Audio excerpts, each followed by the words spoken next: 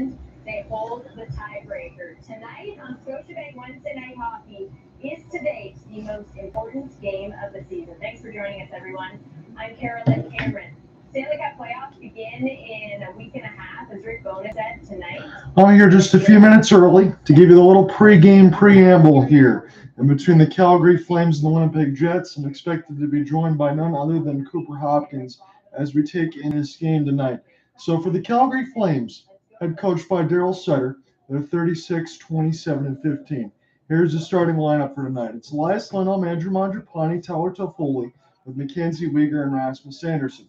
Mikael Backlund, Jonathan Huberdeau with Blake Coleman, Noah Hanifin, and Christopher Tanev.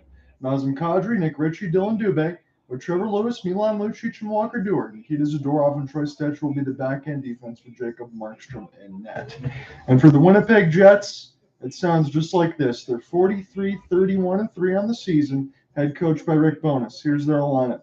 Pierre Luc-Dubois, Kyle Connor, and Mark Scheifele, with Josh Morrissey and Dylan DeMello. It's Vlad Nemestikov, Nikolaj Ehlers, and Blake Wheeler, Brendan Dillon and Neal Pionk.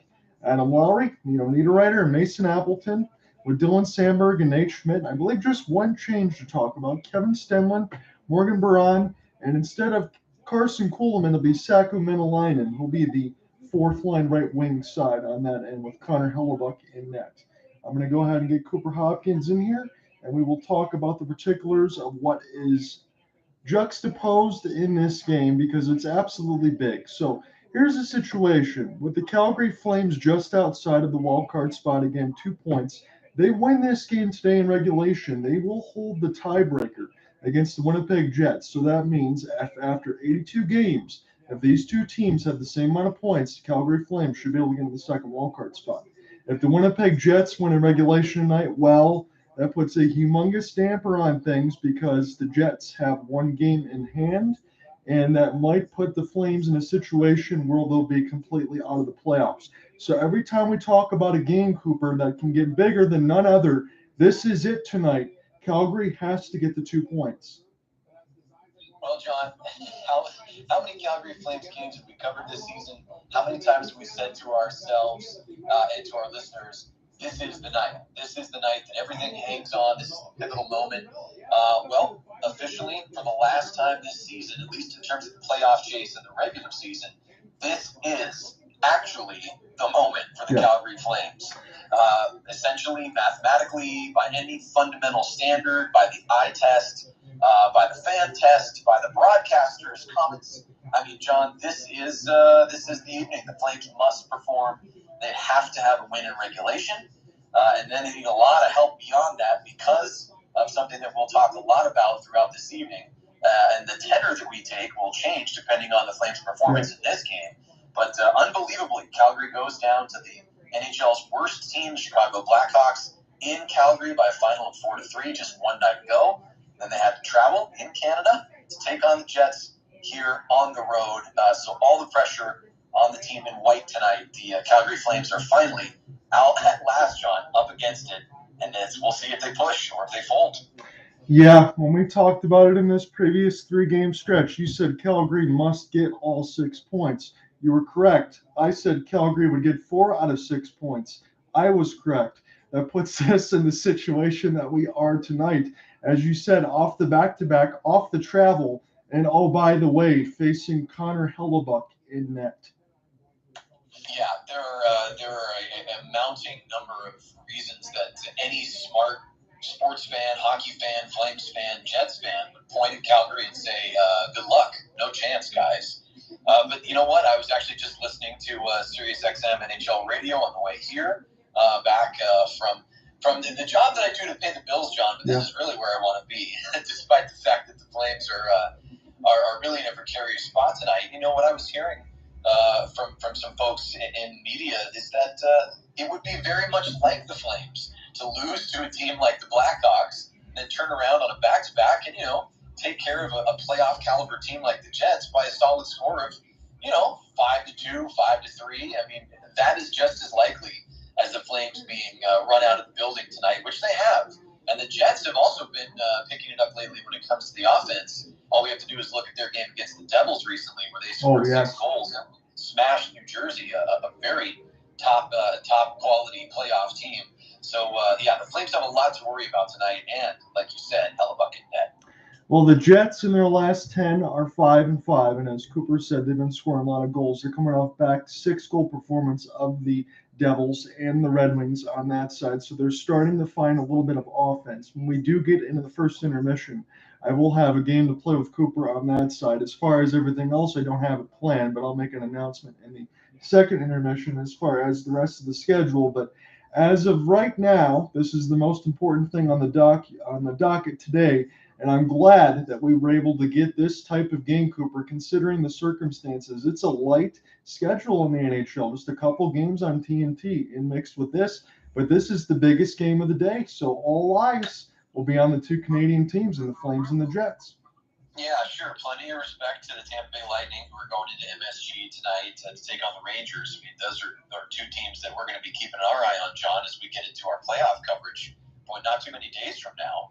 Either one of those teams could be a real threat coming out of the East. And then, of course, you have in Anaheim here in Southern California, you have the Oilers coming in. The Oilers, boy, they look like world beaters lately. They look like they are firing on all cylinders at just the right time heading into a postseason play.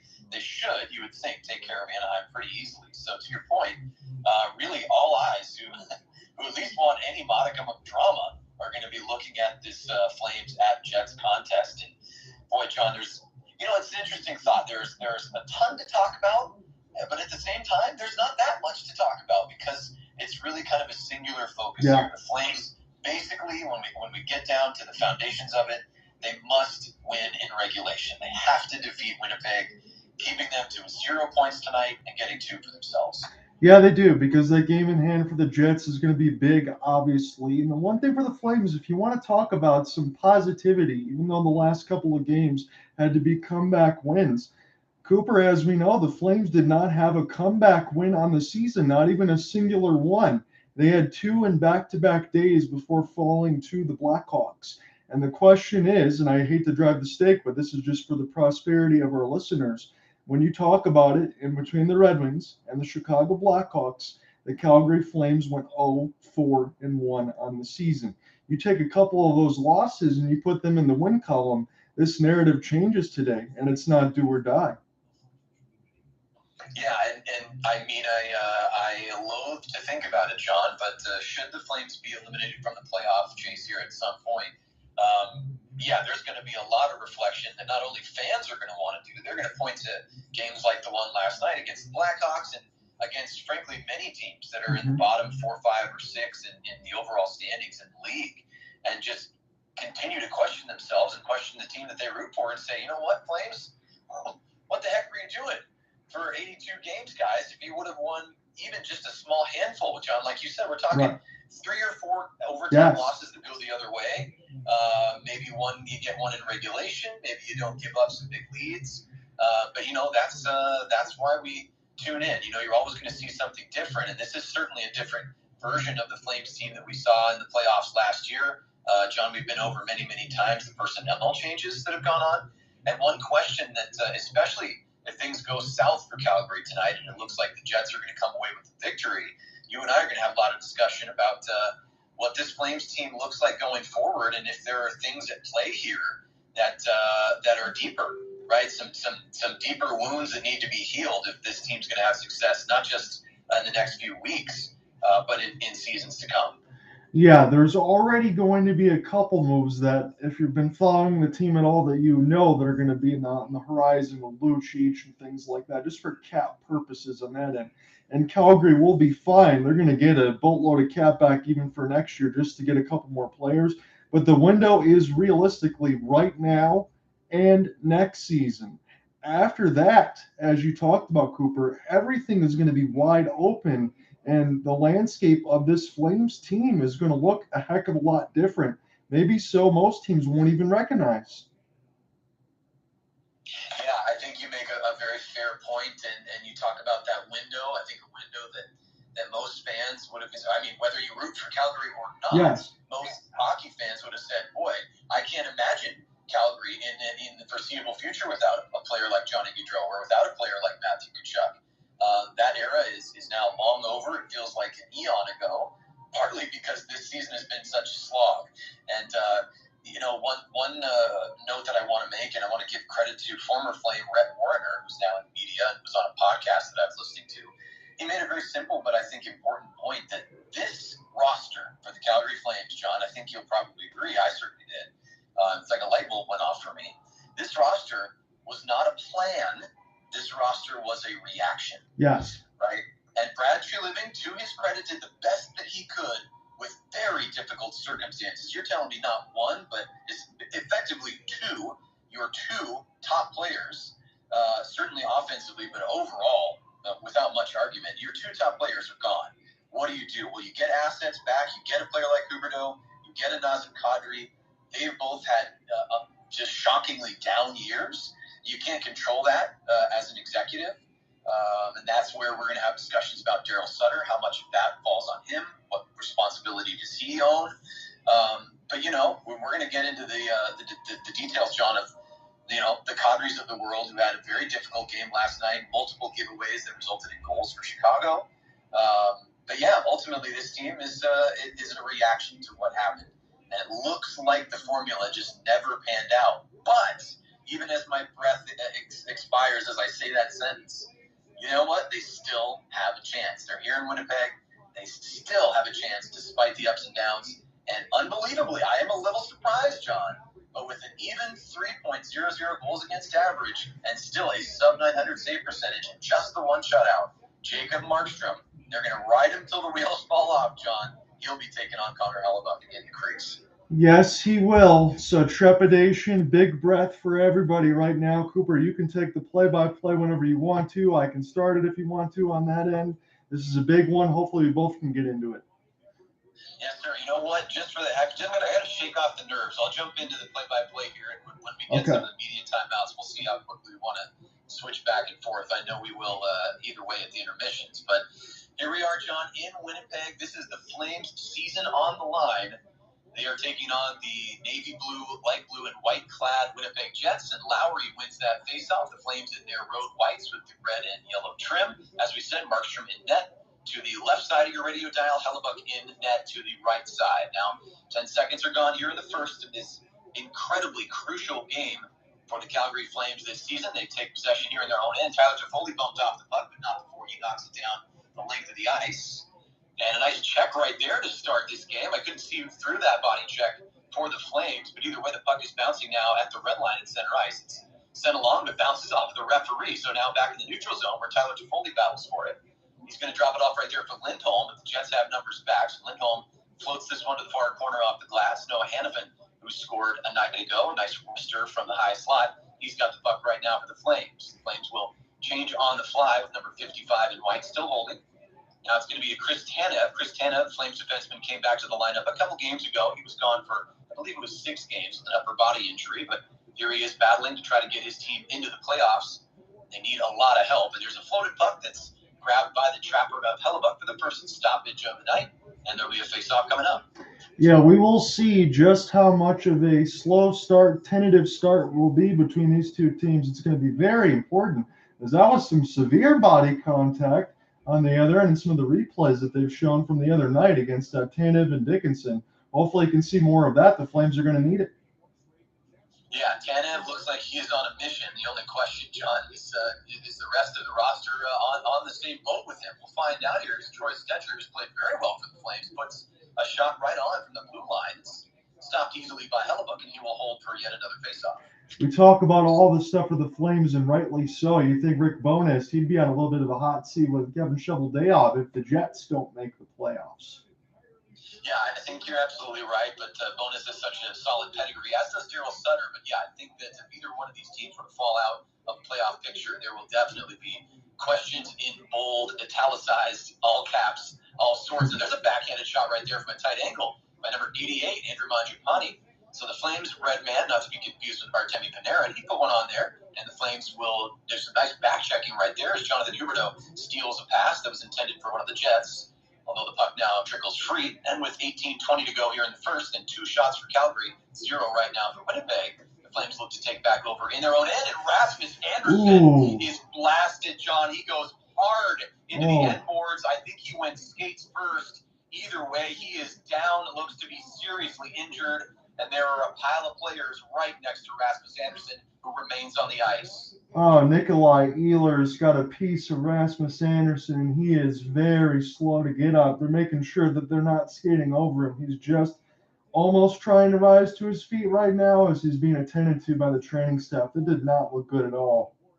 Boy, just unfortunately a disaster start for the Calgary Flames here in this game. I don't think, based on his facial expression and some head shaking that he was doing, I don't think there was any intent there. Dubois. I mistakenly said Ehlers, but Dubois is going to go to the box here for something. Either way, Rasmus Andersson looks to be in pain. He is having a discussion with the Flames trainer and is on a knee right now, but is definitely gingerly getting up. So we're going to get a chance to take a look at this hit now. So Dubois trying to win a puck battle, and yeah, he got the shoulder into Andersson. And there really wasn't any time for him to be able to brace himself. No, that was a messy play right there. I think an elbow thrown kind of to the lower back that took Rasmus Andersson's skates out from underneath him.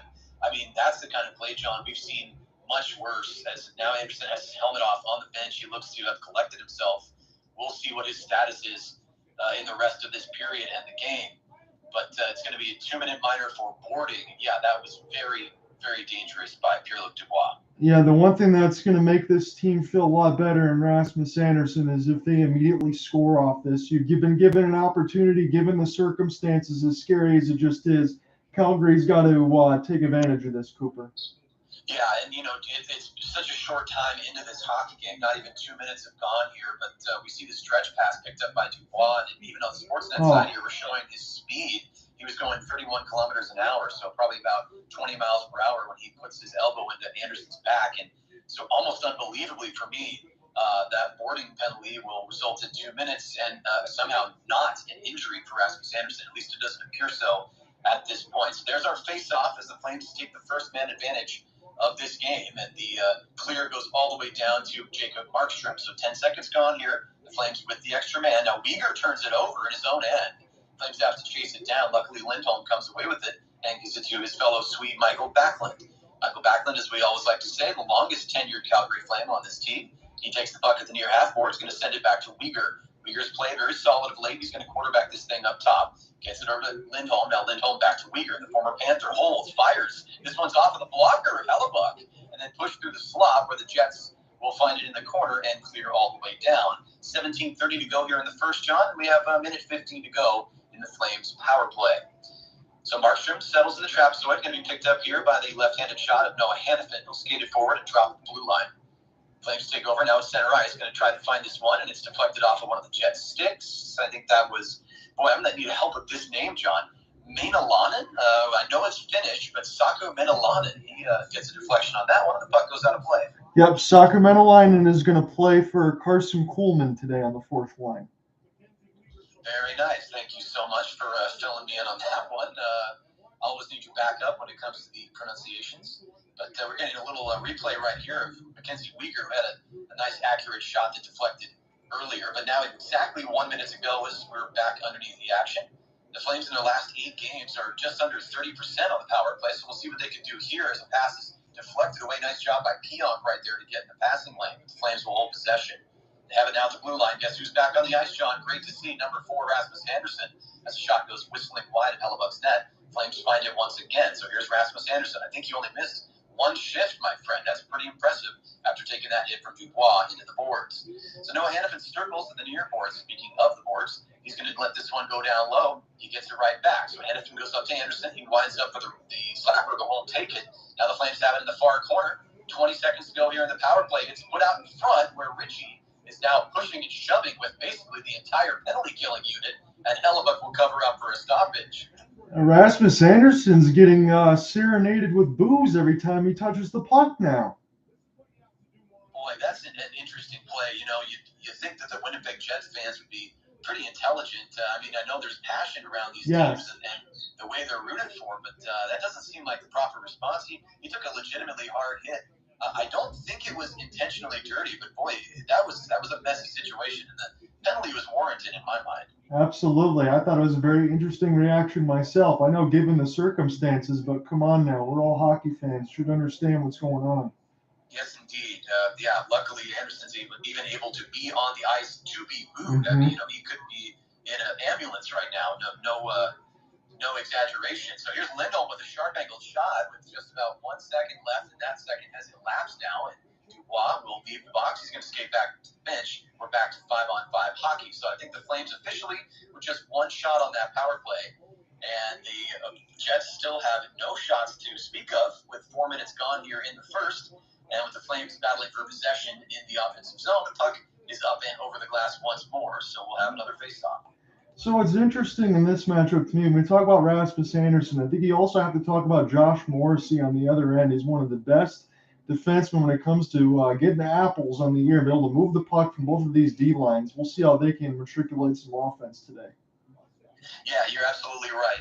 Both the Jets and the Flames have some. Now, wait a second, John. Morrissey. I thought we had a deflection in the O-zone for the Flames, but you were just talking about Morrissey. Guess what? He's going to sit for 2 for delay a game. Puck over the glass. Apparently, his clearing attempt was so errant, it just went sideways. I thought that must have gone off the stick shaft from one of the Flames, but that is incorrect. So the Flames now immediately go back on the power play. It's their second of the night. They're 0 for 1 so far. Let's see what they can do here with 1:50 to go in their second man advantage. There's one that snapped right through, bounces through the blue paint and past Hellebuck's glove. And now the Jets come rushing out the other way. That one's taken by Lowry, but the Flames will steal and regain possession.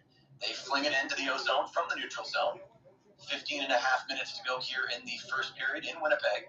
And the Jets do a nice job of stepping in between a pass that was intended to go down to the near corner for Mikael Backlund. And Rasmus Andersson will pick up that clearing attempt and flutter it back in. Now the puck is loose at the far boards. Back to Andersson up top. So Andersson no worse for wear here. He's back on his normal schedule. As Mikael Backlund is dispossessed right here, it's going to be a partial 2-on-1 the other way. Here comes Mangiapane. He's got a shot, and that one is off of the right skate, John, of Jacob Markstrom. His first save of the night. It's an important one in a shorthanded situation for the Jets. So there's their first shot. 2 for the Calgary Flames, 1 for the Jets. 55 seconds to go in this power play for the visitors. Here comes Noah Hanifin, that second power play unit on now, I should say. He weaves at the red line, and the puck that was intended to go to the far boards is off of a stick and into the crowd. So we've had a few of those already, and we'll have another face-off, John. Yes, we will. As that shot just rang the post again for the Flames, you can put that in the 90 marker pretty much around the season. They almost gave up a shorthanded 2-on-1 that Markstrom was able to brush aside with the right pad. So 2 power play opportunities for the Flames. They use the narrative where they don't score. Things can get dicey. Yeah, you're absolutely right. And good point. That shot for the Flames earlier in this power play did hit a post. Isn't that one of the major themes of the season for the Flames? They've been so close so many times, and usually when those pucks hit iron, it's ringing off to the outside.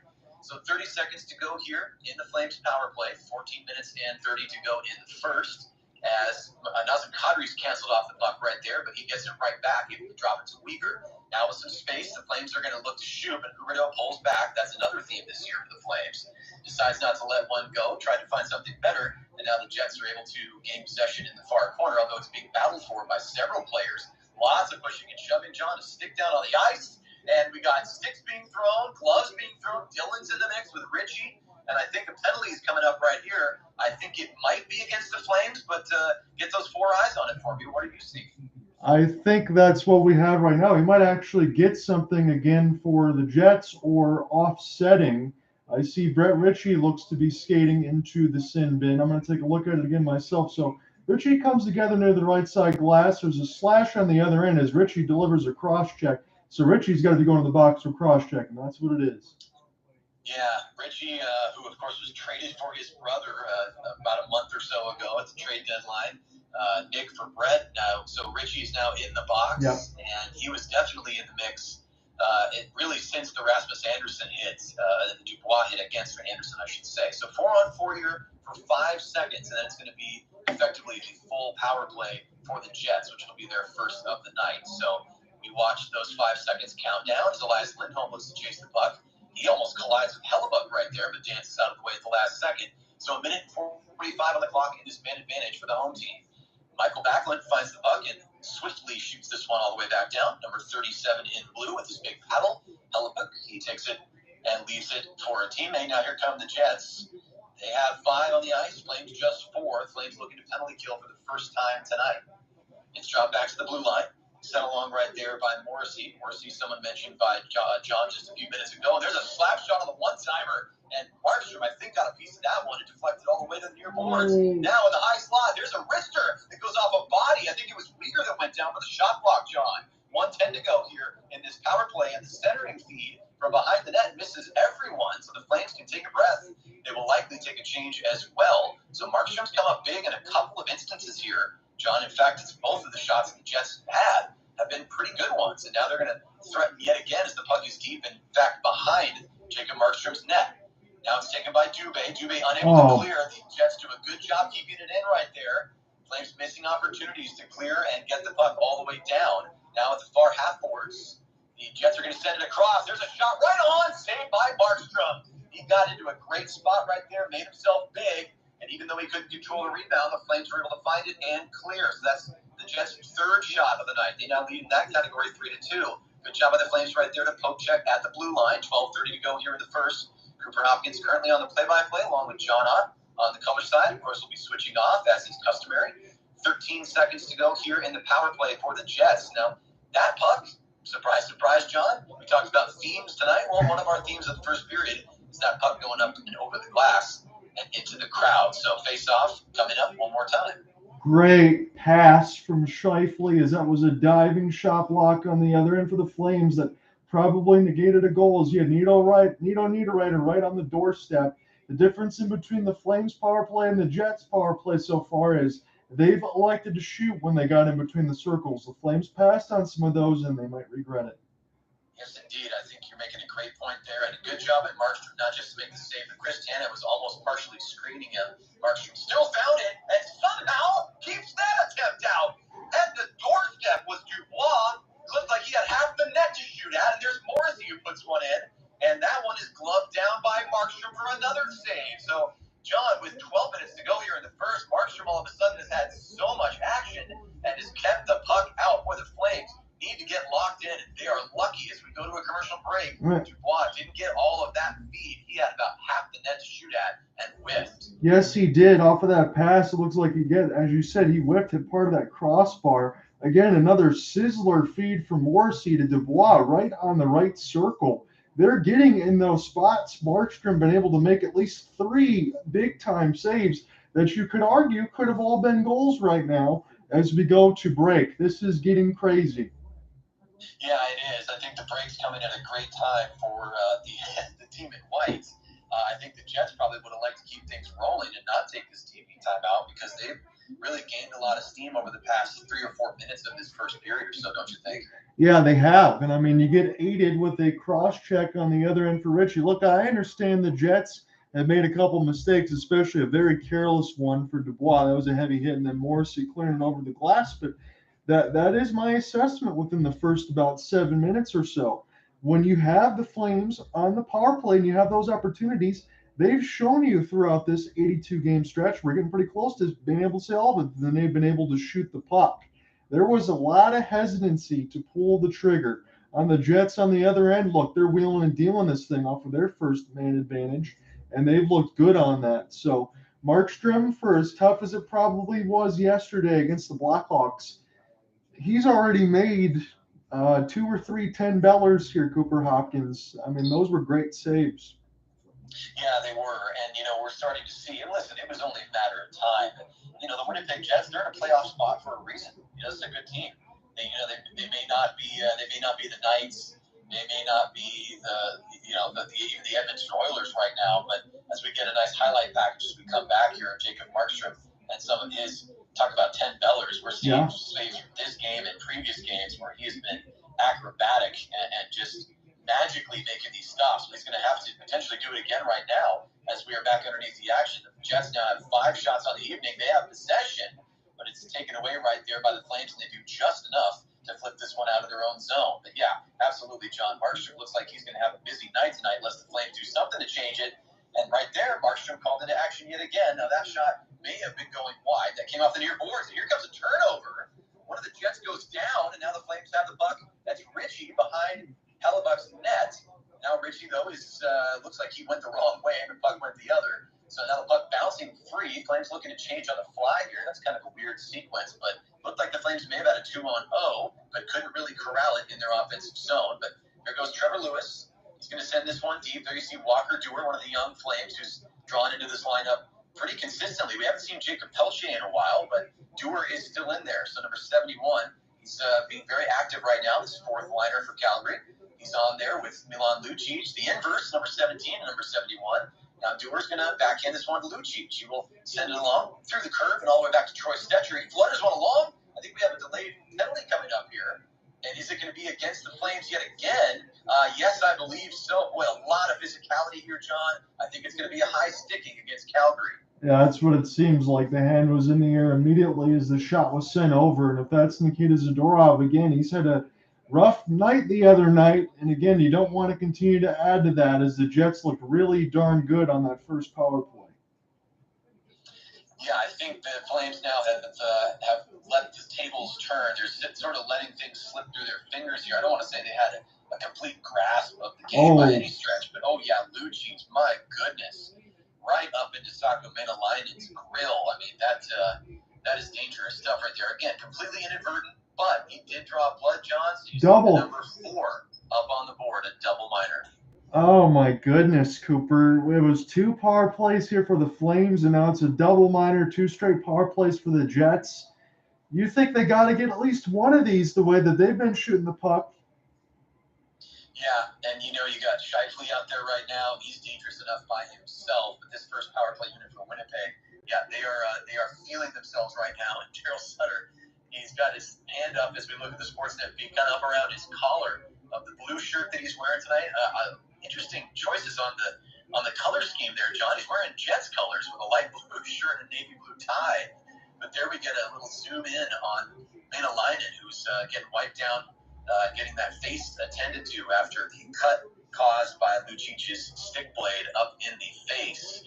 And there's nothing else to say, John, other than the fact that here come the Winnipeg Jets. Look out. They're 0 for 3 tonight on the power play, but this is a double minor. You got to think numbers are in their favor when they have this much time to work with an extra man. So they come out of their own end. And I didn't mean to step all over you right there. I was going to hope to get some comments from you, but I'm sure we'll have an opportunity. Now play is whistled dead. Chris Tanev appealing to one of the referees. Do we have an offside here? I think that might be the case. Either way, we'll have a face-off. I do want to just throw this out there quickly in between the names. Pierre Luc-Dubois, Kyle Connor, Nikolaj Ehlers, Mark Scheifele, and Brett Wheeler. These are some big-time names for the Jets. You might be thinking about they struggled a little bit this year in a wildcard proponent part of it, but these are guys that can certainly do damage alongside Connor Hellebuck in net. This is a good team. Yeah, I think you're right. And if they do end up holding on to one of these wild card spots, of course, we're talking about the Kraken and the Jets of it, the Predators were still in the mix.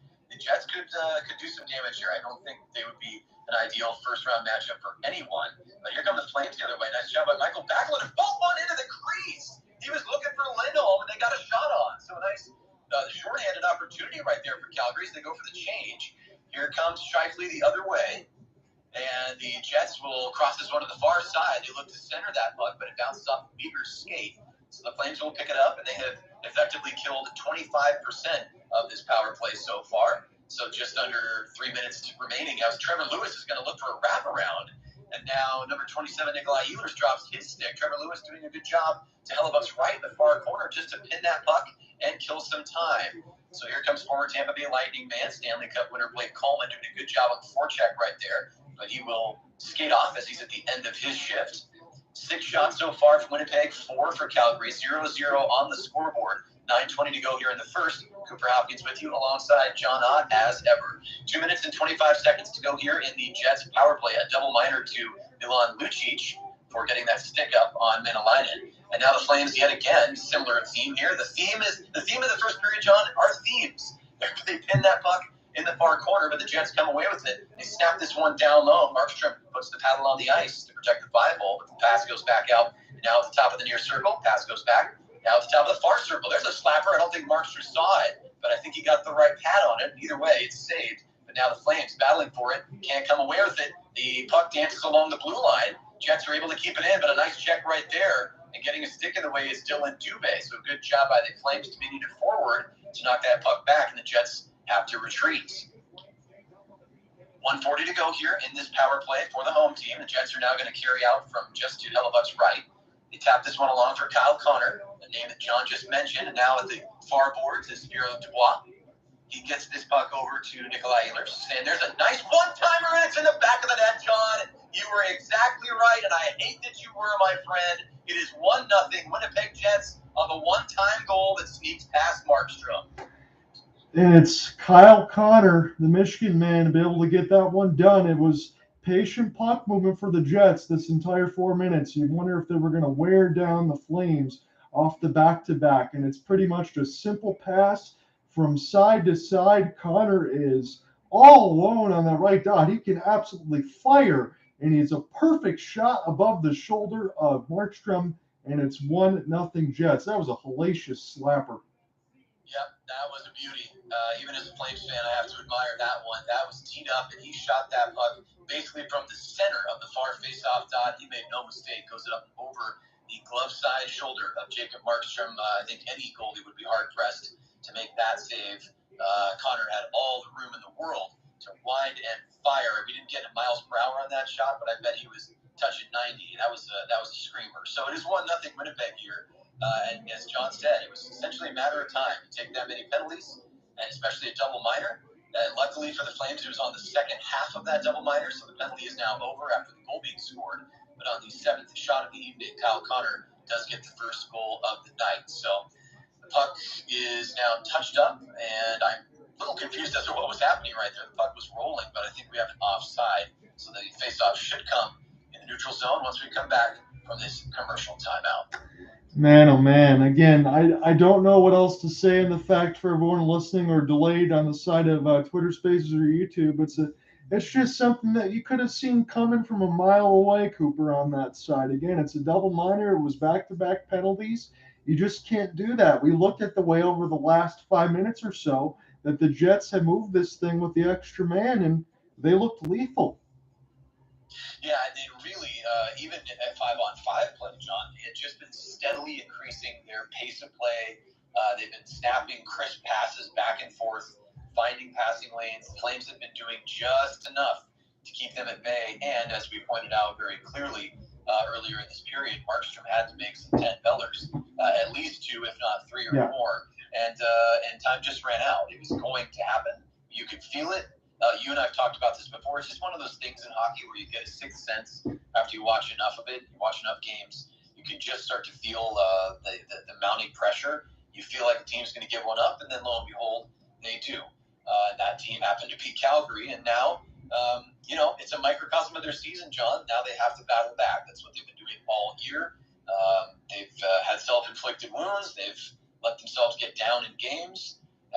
And even when they've gotten leads in games, we remember the days a couple months back, John, when they would come out flying in the first period, maybe get a couple goals, and then the second period things would start to change, and they would fade away by the third, and their opponents would overtake them. But this time around, the Jets weren't going to wait till the third. They just they took care of business in first. Yeah, and they're showing Amazon Web Services save cam for Connor Hellebuck. When you get him in the middle of the slot, he is money. 16 saves in the last 2 games on top of the circles. Yeah, and he hasn't really even been tested in any serious way so far. So, you got to think that he is ready. That's literally his job, to be prepared. But the Flames, even though they have 4 shots, are any of them particularly memorable? No. And Hellebuck has not been called into action in the same way that Markstrom has. So here's the puck now down behind Markstrom, speaking of the Flames goaltender. Andersson battling for the puck right there, along with Scheifele. Andersson puts Scheifele down on the ice and holds him there. Boy, they are still tied up behind Markstrom. The Flames are going to come away with this puck as Weegar tries to skate it forward. He taps it behind Hellebuck, tries to chase it down, but the Jets will come away with it. Kyle Connor, the goal scorer, pushes it forward, and now the puck is back to the neutral zone. Connor gets the puck back, going to go cross ice right here. The puck is bouncing, and the Jets will turn back and go for a change as here comes Chris Tanev. He puts on the Jets, tries to skate it forward. There's a floated shot. I think it was more intended to be a pass, but it was right on goal. Hellebuck is going to see shot number 5, saves it, and holds on for a faceoff. Cooper, whether this is the most simplistic statement I can make, I'm going to make it anyway. The Calgary Flames have got to increase their activity on the offensive end. Yeah, And, John, are you talking about this game, this period? Are you talking about their entire season? I think if you can check all the boxes, if there were boxes to check, I would accept, boxes checked across the board, because the Flames offense has been really wanting throughout the season. They've left a lot to be desired, and that is certainly the case right now. But they do have the puck as they tip it forward. We're offside. That was Blake Coleman, who was on the wrong side of the blue line. The Jets will take it over and float it down toward Markstrom. It's picked up right there in the near corner and going to be intended to go back to the point, but stolen there by Coleman. So a good job by him to get away with that pass. Richie's going to be chasing this one down, and I think that we have another offside call. So 6:33 here to go in the first, John. It's 1-0 Winnipeg, and you're absolutely right. The Flames need to pull something out of somewhere. I'll let them determine what that is to get this game tied. Yeah, because I'm going to say this for one game and one game only. I know how grueling back-to-backs and travels can be in the sense of it, but if you're going to find energy for one game, considering everything else is on the horizon in the circumstance, you're going to run on just pure adrenaline at this point. You got to get it done. Yep, definitely. You got to get it done. And we will find out in less than a couple hours whether or not that's going to come to pass for Calgary. There was a face-off at center ice that was won by the Flames. Lindholm was battling for the puck down low, but the puck is bounced now all the way back down to the Flames zone, where the Jets are doing a good job right here on a forecheck, and it's going to be taken in part by Niederreiter as well as Appleton. Now the puck bounces through the circles to the far boards. Lindholm looks for the puck yet again. The Flames try to backhand it out, can't do so. So the Jets continue their strong play in the offensive zone. It's held in and flipped along right there, where I think it may have hit a body, or perhaps it got to Markstrom, who paddled it aside. Either way, the shot was put on by Pionk. So the Flames do have the puck now. It's their fourth line, although they are making a change on the fly. But Walker Duehr is out there. He's out there along with Dillon Dube. The Flames look to throw a check, and that's avoided by one of the Jets there in the far corner. Puck goes through the neutral zone and now is held by Stecher. Stecher's going to stretch this pass, and it is deflected off of Trevor Lewis's stick. Picked up by the Jets. They're at the near boards, and the puck is bouncing in the near circle, where Duehr finds it momentarily. One of the Jets goes down. I thought we might have had a hooking call right there, but no hand in the air. The Flames keep it in. Nice job by Stecher just to try to get the puck down low. In the slot was Duehr, but he was unable to find it, as the Jets did just enough to deflect that pass away. So 5 minutes and change to go here in the first period. 8 shots for the Jets with 1 goal to speak of. No goals for the Flames on just 5 shots, none of which, as John and I were just chatting about, have been particular heaters. So now here we go. Mangiapane on the ice for the Flames. He tries to chase down the puck in the far corner. Hellebuck with his head on a swivel. He sees Mikael Backlund skate behind his net. Flames trying to come away with it here. Backlund with a nice stick right there, also with Mangiapane. But the puck's taken by Dillon Dube. First time we've said his name this evening. And the Flames did a nice job. And a poke check at center ice. I think that's Mackenzie Weegar, who had the good active stick right there. He's going to find Backlund to make that Huberdeau, but the puck bounces off his stick. Now a bit of a turnover picked up by Coleman. The Coleman's canceled out. Nice mild hip check right there, but just enough by Dillon Dube to push off the Flames forward. And the Jets come the other way. Well, they will just kind of flick this puck down to the far corner, and it's backhanded along by Calgary. Now Richie has it, wearing number 27 on his back, looks for the backhanded pass to Nazem Kadri. Nazem Kadri drew the ire of many Flames fans for his lackluster performance last night against the Blackhawks. Some turnovers led directly to goals by Chicago that ultimately led to their win. Again, mathematically the worst team in the league, beating the Flames last night in Calgary at the Saddle Dome. So 3:50 to go here in the first. Jets with a bit of a breakout right here. They get the puck to the near corner, and a shot on by Nemesnikov. Not a real screamer, but that's still saved by the glove of Markstrom, and there it is. Jacob Markstrom, John, called into action yet again as the Flames let the Winnipeg Jets break out. Yeah, and it was some good puck movement by the Jets off some stick handles that led to an opportunity for Nemesnikov as we go to break. Yeah, we hit the break here, and, I'd love to have a chat right now. I don't think we're going to be able to do so, comparing the play of Markstrom and Hellebuck in this period, just because of one of the things we've been talking about. Markstrom's had so much to do. Hellebuck has really not. He's just made a couple of stops on floated pucks from the blue line, and then I think the Flames had that one puck that, of course, went off the post as it was deflected off some bodies during one of their power plays. But other than that, not much to speak of. Yeah, Jacob Markstrom's hitting the elliptical while Connor Hellebuck's taking a casual walk. Yeah, that's a fair way to put it right here. And, one thing I do want to ask you is, if we start to see the Flames fade in this game, just keep in the back of your mind what you've seen this period from.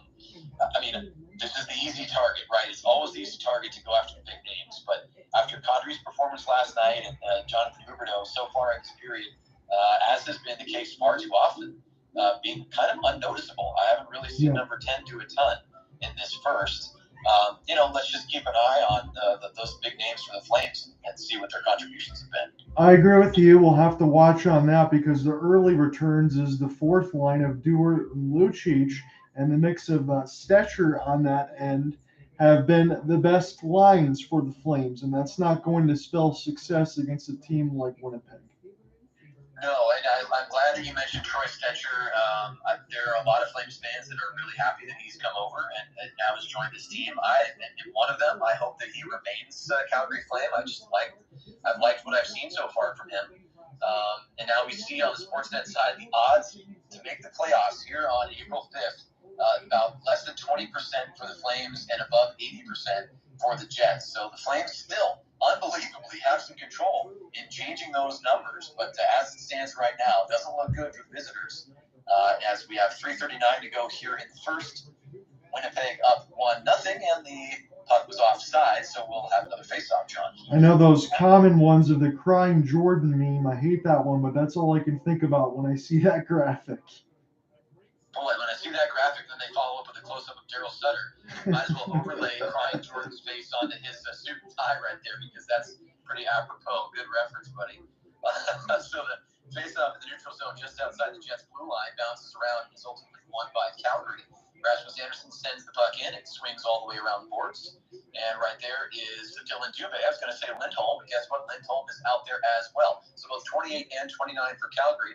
But the puck slides right there to Niederreiter. Now there's a shot right on, bouncing in front, but Dillon Dube can't find the rebound. That was a bit of a handcuff right there for Hellebuck.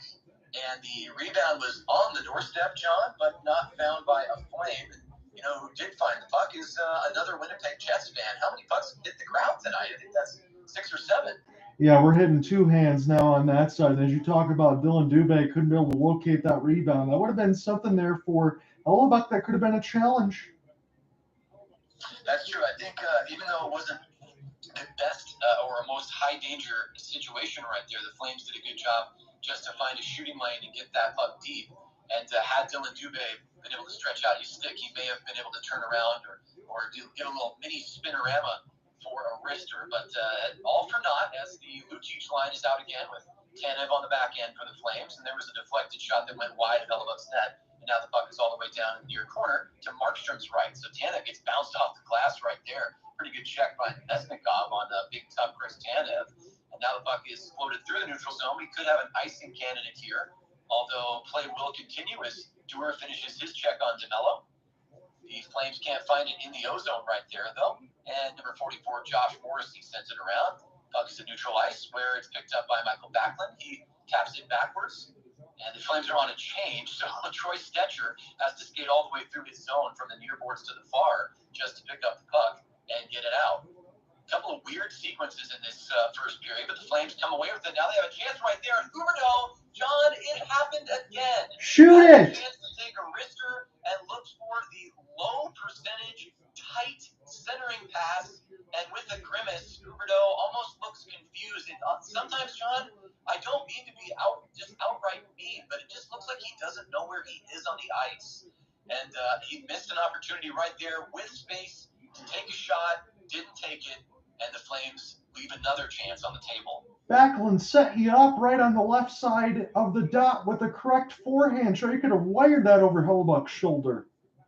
Yeah, that's a tough one. And I know that there was a defender for the Jets streaking across and stretching out to try to get a stick on that in that shot lane. But you know what? If you elevate that puck even slightly, it's going up and over the stick shafts.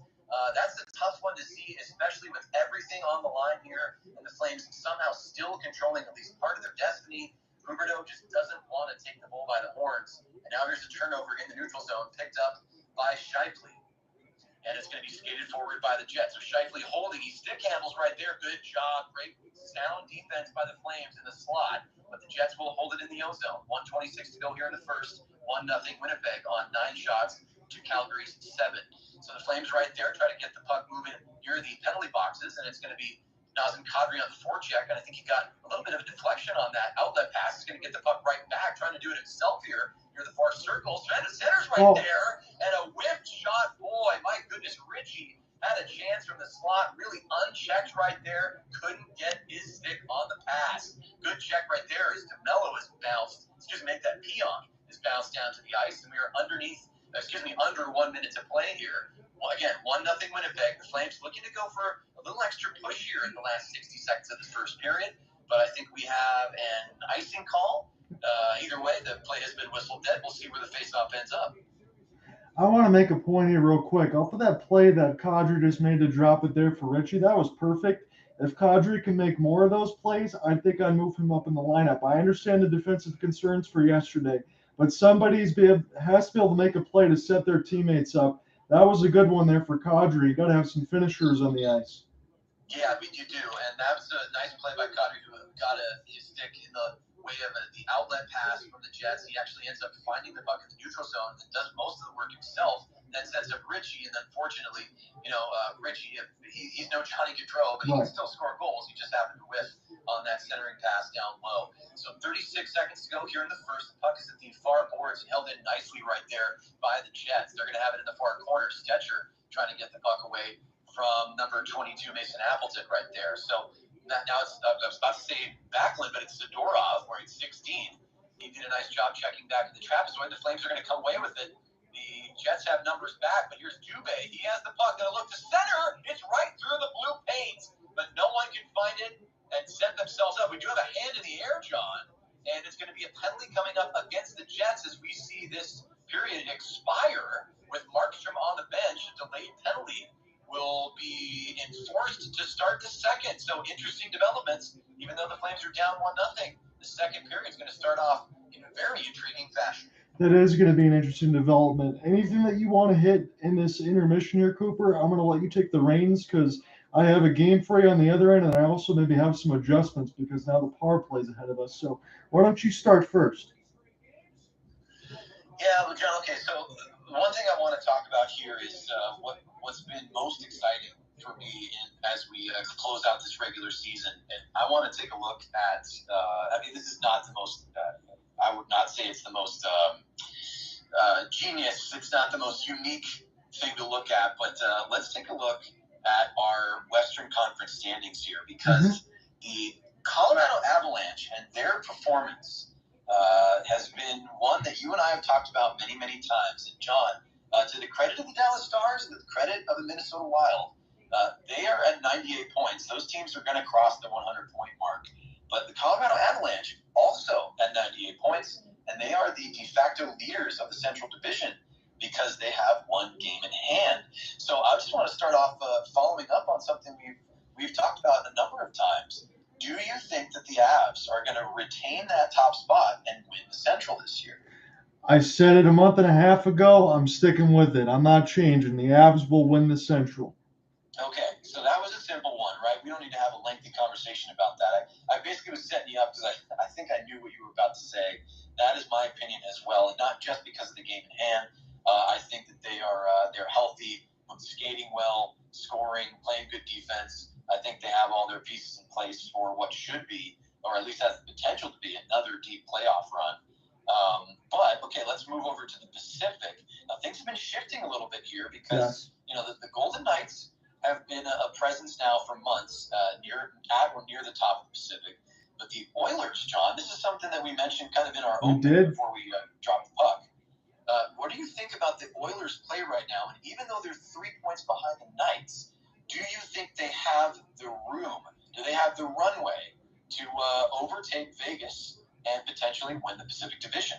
I do, because of their offense still firing on all cylinders, like we said. But no, the unofficial numbers are over 110 goals combined between McDavid and Draisaitl. Let that sink in.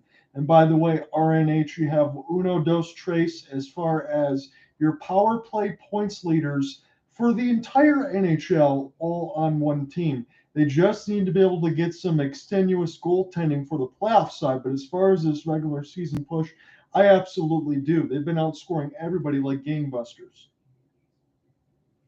Yeah, you're right. You hit the nail on the head yet again. John, the expertise is always on display.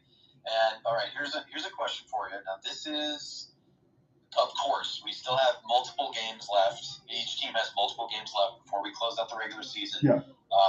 Things can move. Things will likely move. The Predators are still in the mix, even though they're sliding away. But the Flames, if they somehow come away with a victory tonight, of course they could move into the playoff picture depending on what the Jets do. Leave that aside for a moment. So let me do this. I want to ask you, this is pretty simple. We're just going to go head-to-head current playoff matchups. If the season ended before tonight's games, I just want to know which team you think wins that series, and if you want to add it, why, if you have a reason. You don't have to. You can just give me the name of the team and we can move on. So let's start in the East. Let's look at what would be, of course, the top seed in the East, the Boston Bruins, no question. They would be, as of today, taking on the New York Islanders. John, the Islanders have been looking pretty decent. Yes. They have a chance against a team like the Bruins. So I just want to do one quick clarification, 15 seconds or less. I will have the playoff capsules before the playoff starts when I do all the first round and put that in there. So those will be in detail. As far as my stuff today, it'll be a little bit of a shorter answer. I'll say yes, they have a chance, but I still think the Boston Bruins win it in 6 because Elias Sorokin can steal a couple of games. I will give the Islanders credit. The Boston Bruins should not lose in the first round. Okay. All right. Yeah, I don't want you to give away, obviously, and nobody should miss your playoff capsules. You always go into detail. You talk about players. You talk about the play of goaltenders, coaching strategy. You look at their regular season performances. So absolutely. Any listeners and readers should definitely take in John's playoff coverage. I'm just happy to ride this man's coattails, especially when it comes to playoff hockey. He has the knowledge about all of these rosters. I lean a little heavy when it comes to the team from Central Alberta. So let's just keep it brief, like you said, John. Let's talk about, now these are two teams. I could just put it this way. Which team, as of today, do you think is playing better hockey, the Maple Leafs or Lightning?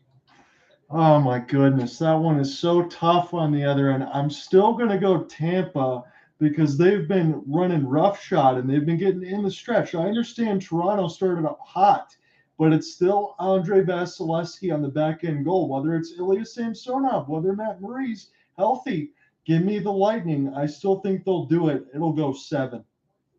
Yeah, I think you're absolutely right. I agree with that simple assessment. And the Lightning, boy, it's shades in both in the Eastern Conference and the Western Conference. Makes me think of the Avalanche. They're doing similar things that the Lightning are doing. They just are they're moving in the right direction at the right time. All right, so right now we didn't think that they were going to be there, but my goodness, John, the Panthers are in the mix. I think they're running into a buzzsaw in the Carolina Hurricanes. What do you think, my friend? Florida with Sergei Bobrovsky, he can do it, but he's also shown before, Cooper, that he might have some bad games. They expected, as we talked about earlier, Spencer Knight throughout the year was going to be the guy. He's been hurt. It hasn't worked out. Carolina can't lose in the first round. Otherwise, there's going to be some problems. So give me Carolina. I think they win in, I'll say 6. Yep, I like 6 as well, and I like that call also. Now, here's one that I think a lot of hockey fans are excited about. Certainly one that I'm excited about. If it started today, playoff started today, we'd be looking at we'd be bouncing back and forth, John, between Manhattan and East Rutherford. We'd be looking at the Devils and the Rangers. This one, I definitely don't want you to give away too much, but who do you like when it comes to the Blue Shirts versus the New Jersey Devils? Could that be the best playoff matchup that we have in the East, Cooper? Boy, that for me it is. Bar none, for me it is. In that side, here's the big question mark, and I know this is the obvious one. We have to make it. You always got to talk about goaltending for a reason. It is Igor Shesterkin versus Vitek Vanacek. He's had a nice year, but still relatively unproven. We understand what Andre Plot can bring as a top performer. Jack Hughes is absolutely incredible. But those trades for Kane and Panarin on that end, I'm going to pull a rabbit way out of the hat. I'm going to say the Rangers in 5. Wow, I like that. I think that's a bold call, it's one that could come to bear. I think that the Rangers have the roster makeup. They have the veteran presence that you just mentioned. That even if one name for the Rangers gets hot in terms of goal scoring, yeah, it's going to be lookout New Jersey. They can put goals in the net as well. Yeah. But if the Rangers are hot, they burn hotter to me than a Devils team. So let's do it quickly. Let's go look at I'm wearing their hat right now. Maybe I'm subconsciously preparing to have to root for the Kraken and not the Flames in the playoffs. Does Seattle, John? Let me ask you this. Now this might be a little Colin Cowherd. I'm not trying to be a shock jock here. Can the Kraken win one game against the Avalanche? Well, if it's against the Avalanche, I'm going to say yes, but they're not winning the series. I won't go that far. Do you think, if they can win one, can they win two? We'd have to flip a coin on that. I'm leaning no. Yeah, it's if Vegas, if a bookie looked at me and said, all right, over under, Kraken winning 1.5 games in the series against the Colorado Avalanche, I'm not sure if I could take the bet at all because I don't know if I'd be able to decide. I think they may steal one at home at Climate Pledge, but the Avalanche against the Kraken, that leans all Colorado to me. I think you feel the same. So this is an interesting matchup here. If it started today. Yeah. The all-central matchup, John, of the Dallas Stars and Minnesota Wild. Don't give us too much, but what are you thinking?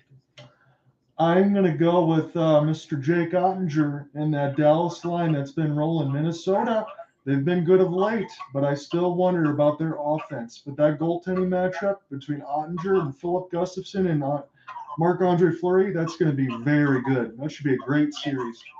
Yeah, you could make the argument that Robertson line with Pavelski is one of the best in hockey. Yeah. I think. No, that's going to be a fantastic series. You can't miss that one in the West. Yep, I agree. That is, I know it doesn't have the same sort of star power. I mean, obviously there are stars. It doesn't have the same shine. And excuse me if you hear some noise. There's something happening outside of my window right there. But that Stars Minnesota Wild series, I'm as excited about that one if it comes to pass as the Devils versus Rangers. Now, these Jets, we're covering their game tonight. They would be taking on the Vegas Golden Knights. I might have to ask it the same way that I did about the Kraken. John, do you think the Jets could win 2 games in a series against the Knights? I'm going to flip this one completely. I think they can beat the Knights. Don't you do it. This is the controversy our listeners want. I do. This is what they're waiting for. Okay, are you saying, I know it's giving away a little. Do you think the Jets can not only do it, can do it, doesn't mean will do it? Are you saying the Jets are going to upset Vegas? I'm putting my money down. The Jets will upset the Golden Knights if they get in. Wow. Okay, don't say anything else. We have to read the details. We have to read the why in your capsule. So we finished this off by looking at what would be an all-Pacific matchup, the Kings versus the Oilers. I'm leaning a certain way on this one. Let's see if you are as well. Why don't you give us your winner? You don't have to tell me how many. Just who do you think is going to take that series if that's the matchup? I will tell you how many only because I'm not changing my thoughts from last year. And if you guys have been following us along, then you know exactly where I lean. I'm still going with the LA Kings. I still think it's going to go 7 games. It should be a very good one with a healthy Victor Arvidsson and Drew Doughty. They did not have that last year. They still went 7 games against the Oilers. Oilers are going to score a lot of goals. We might see some 7-6, 6-5s. But if you love offense, you're going to like that series. Yeah, no question about it. Now, this is just for fun.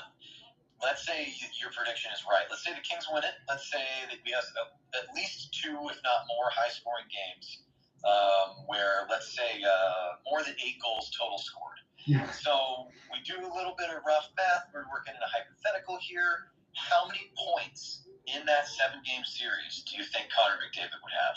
Oh, my goodness. You could say 40, and I would be like, yeah, that's probably right. 25? 22, 25? Yeah. Yep. I would say that, I think at a minimum you're looking at, probably 16 points, and at a maximum, probably the mid-20s, which is crazy because that's more than most players could ever hope to score in an entire playoff calendar calendar year, Yeah. right? Where they're playing even to the Stanley Cup. It's just incredible. Yeah, and you could say the same for Draisaitl. You could say, oh yeah, he'd have at a minimum probably 14 points, and at a maximum like 20 or 22. The Oilers are just a machine when it comes to offense. But I like your pick. I like the Kings pick, and I think they get their revenge with a healthy roster. I just wanted to put a couple spicy ones out there because I don't want to say the de facto 6 for everybody, but I think we have enough time here. So I'm going to go through this. So here's the remaining schedule of the playoff teams in the chase, talking about the Preds, the Jets, and the Flames. Who does take wild card spot numero dos? Again, that might depend on what happens tonight, most likely, but let's just go across it. So the Nashville Predators, they play Carolina tomorrow on ESPN Plus and Hulu. Then it's Winnipeg, Calgary on Monday, and then they end the season with Minnesota and Colorado. Do you think they have any chance, Cooper Hopkins, to sneak in and take that spot, Nashville? Here's why I'm going to say no. It's in part because we have the luxury of covering this game that we're covering tonight. And I think Nashville's in a tough spot no matter what the outcome is. I think if the Flames win, then you tighten that race and you start to look at, okay, which of the two teams? Is it the Jets or the Flames? I don't want to completely assume, but I imagine that Carolina is going to get a win against the Predators in their upcoming matchup. So maybe I'm writing them off to Predators too easily because of my personal bias, because I really deeply hope the Flames can still make a push here. But knowing how low the percentage chance it is of the Flames making the playoffs, it's even lower for the Predators. Obviously, that could flip, but yeah, they are definitely up against it, and I think they need even more to break their way that's out of their control than the Flames do, and that's not a good thing. I agree with you, and don't forget on the other end, their last two games again against Minnesota and Colorado, where the Central is all tied at 98. Those games are going to matter, and that might determine who wins the division. Yeah, you're absolutely right, and Colorado will sort of know, I think, within the next couple of games, how much effort they need to put out. If teams around them start to slip and mathematically they get locked into that top spot because of the game in hand that we talked about, and if they keep piling up the wins, that actually may end up affecting the Flames as well. These other teams, who is not taking the night off, but who's able to take their foot off the gas. Because the Flames, they do not fully control their own destiny. If the Flames are able to win tonight, and that's a big if, they still need Winnipeg, I believe, at minimum, to lose 2 of their final 4 remaining games in regulation. I don't have that completely accurate, but I know they need to at least have the Jets lose half of their remaining slate. And that could happen because that's going to bring it up to this, but it's got to win tonight again. We're in the middle of our matchup in between Winnipeg at the Canada Life Center against Calgary. They're going to play Nashville on Saturday. That's going to have big implications. Monday night will be the San Jose Sharks, but the Jets do end the season on the road in those critical games, as we talked about, Minnesota and Colorado. Again, with so much to play for those back-end teams, the Jets will have a tough time trying to close it out, keeping their noses clean and winning the last 5 games because, again, Minnesota and Colorado are going to make a heck of a push. Do you think the Jets hold it? You know what? It pains me to say this, and I hope I'm not speaking it into existence. That happens to us sometimes, John, when we're doing our coverage. Mm-hmm. Sometimes we'll make a suggestion, and it's almost like we're that we have the ability to see the future, my friend. But to answer your question, I do think the Jets are going to hang on. I think they have earned a playoff spot. They look like a playoff team. And listen, I know Calgary is a bubble team, right? As we said earlier in our first period coverage, it's not like we're not watching Winnipeg take on the Knights right now. We're not watching them take on the Hurricanes. We're not watching them take on Dallas, who are, solidly playoff teams and have been for some time. They're taking on Calgary. Calgary has just kind of been in the conversation. They've been in a spot. They've been out of a spot. They've been 3 places out of a spot. Yeah. They've been wild card 1. But the Jets look, to me, just the eye test. They look like a squad that is ready to make some noise in the playoffs. And we know how you feel about them in the playoffs as well. Yeah, I'm going big on that one because I like the personnel on the team. But again, I'm still rooting in your corner, Mr. Cooper Hopkins, on that side because Calgary is pretty much my second team. And that's going to close everything out here with the Flames. They will play Vancouver on Saturday. My next broadcast will be Monday when they play Nashville. That could be the last of the regular season, and they close against the San Jose Sharks. So the schedule is in their favor, but they've got to win in regulation today. Yep, you're absolutely right. And if you feel primed for it, how do you feel about taking this second stanza in terms of play-by-play? I am down if you want to do it. Let's go. Let's go for it. You take the reins, and I'll sit back and I'll silently pray that the Flames can at least tie this game and make it interesting. So here's what I was going to lean into. I guess I can do it a little bit of the play-by-play. You go into that locker room if you're the Flames. You know you had a power play the whole way through. Darryl Sutter, you make your speeches. Everyone else out there, who's ready, who wants this, who's hungry, and who can move this puck on the power play the best. That's what you have to start with right now. So Elias Lindholm wins this draw, and we are underway in the second stanza. It's just a 1-0 game, but this is the third power play for the Calgary Flames. And the first two, they really did not shoot this puck as this gets cleared all the way down. And that's a curious one because, as we know, with the Flames, they love to shoot the puck and create a lot of offense. But right now, Connor Hellebuck's been as worked as Cooper Hopkins or myself on this side. So this is picked up now, Mangiapane toward the right side wall, as this will fall back to Rasmus Andersson, who's curiously still getting booed, and I don't know why. Elias Lindholm into the traffic. It bounces up in the air. Backlund tries to make something happen, and this will go back to Lindholm as he settles it down now near the left out, looking for a deflection shot, and this will fall back to the right side blue line. Here's Toffoli into the traffic, and this is going to be a race for the puck, and this is picked up by the Jets. They're going to be able to kill some time here with Lowry off the backhand. He shovels it right into the stomach of Jacob Markstrom, and this will be picked up now by Teapot. And so slowly take this right to left. He'll slam this across the neutral zone boards. This is picked up now by the Jets. They try to get this one out, and they'll be able to do so now. So play this near the left side red line off the backhand, and Huberdeau trying to take a look to find it, but this will fall back to the defense now with Mackenzie Weegar. His stretch pass, and Noah Hanifin will gain the red line, and they'll do the same thing as Huberdeau throws some body contact down. And now this is going to be a race for the puck. This could be almost a break here for Schmidt as he got taken down.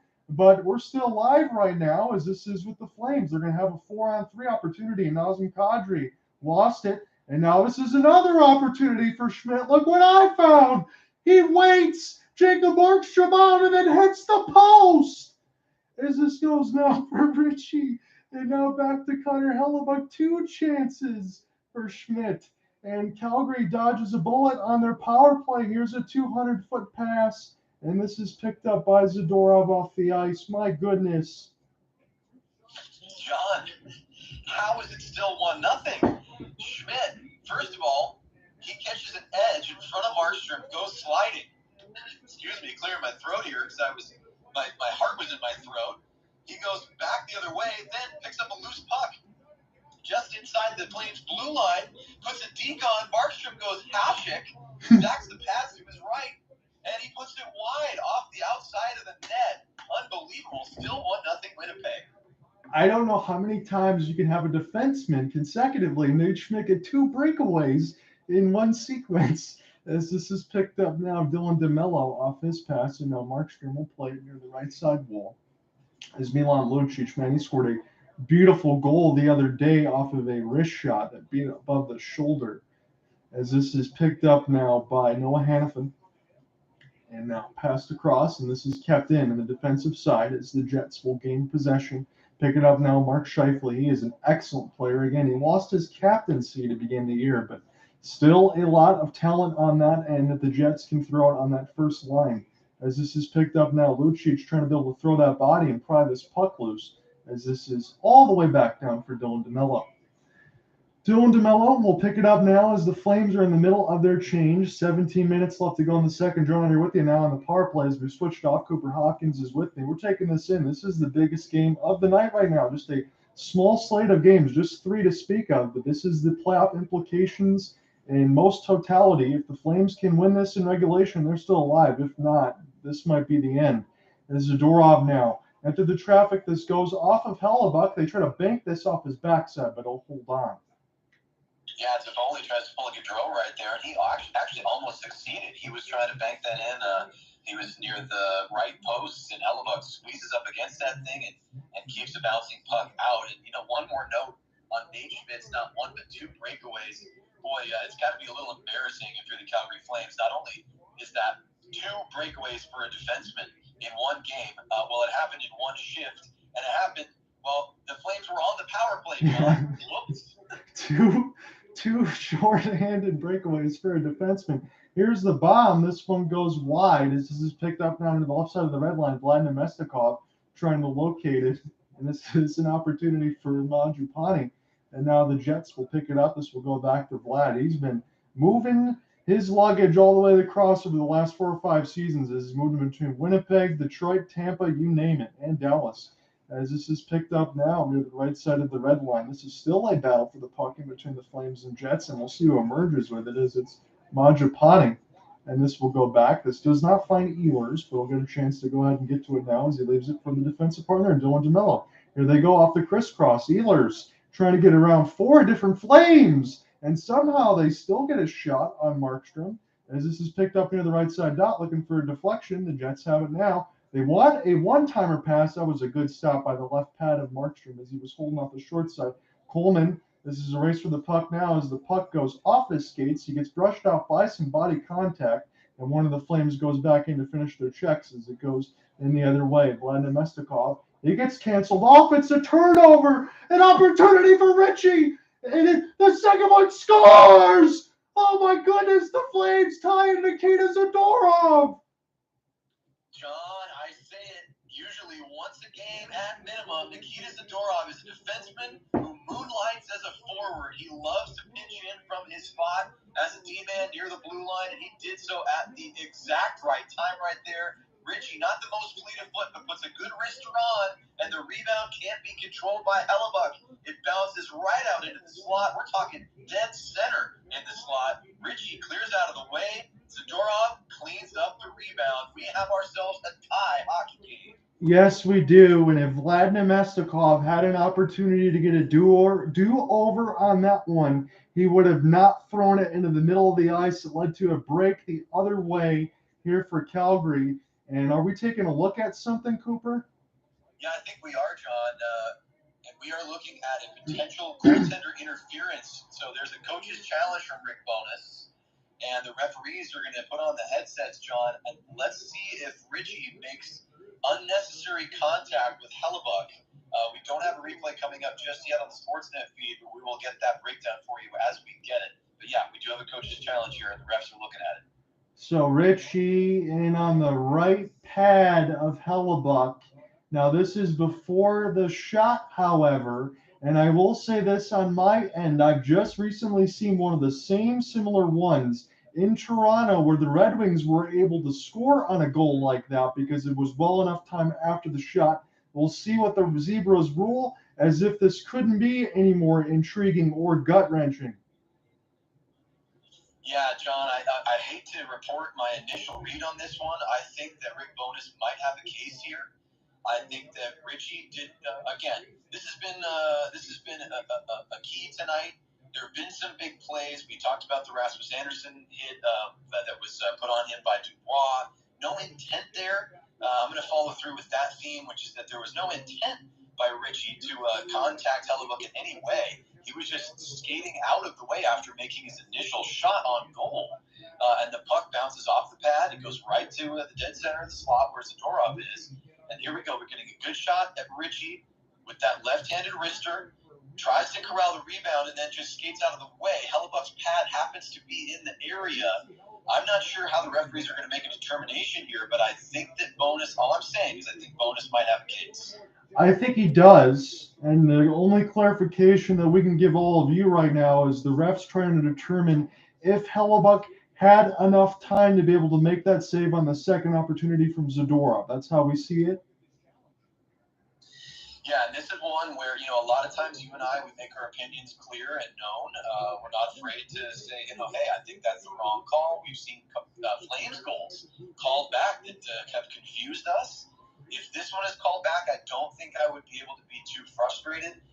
I also think it is a legitimate goal. I keep repeating, I think Bowness has a case. I know Hellebuck immediately appealed to the referee behind him, who was pointing at the net as the puck crossed the line and hit the twine.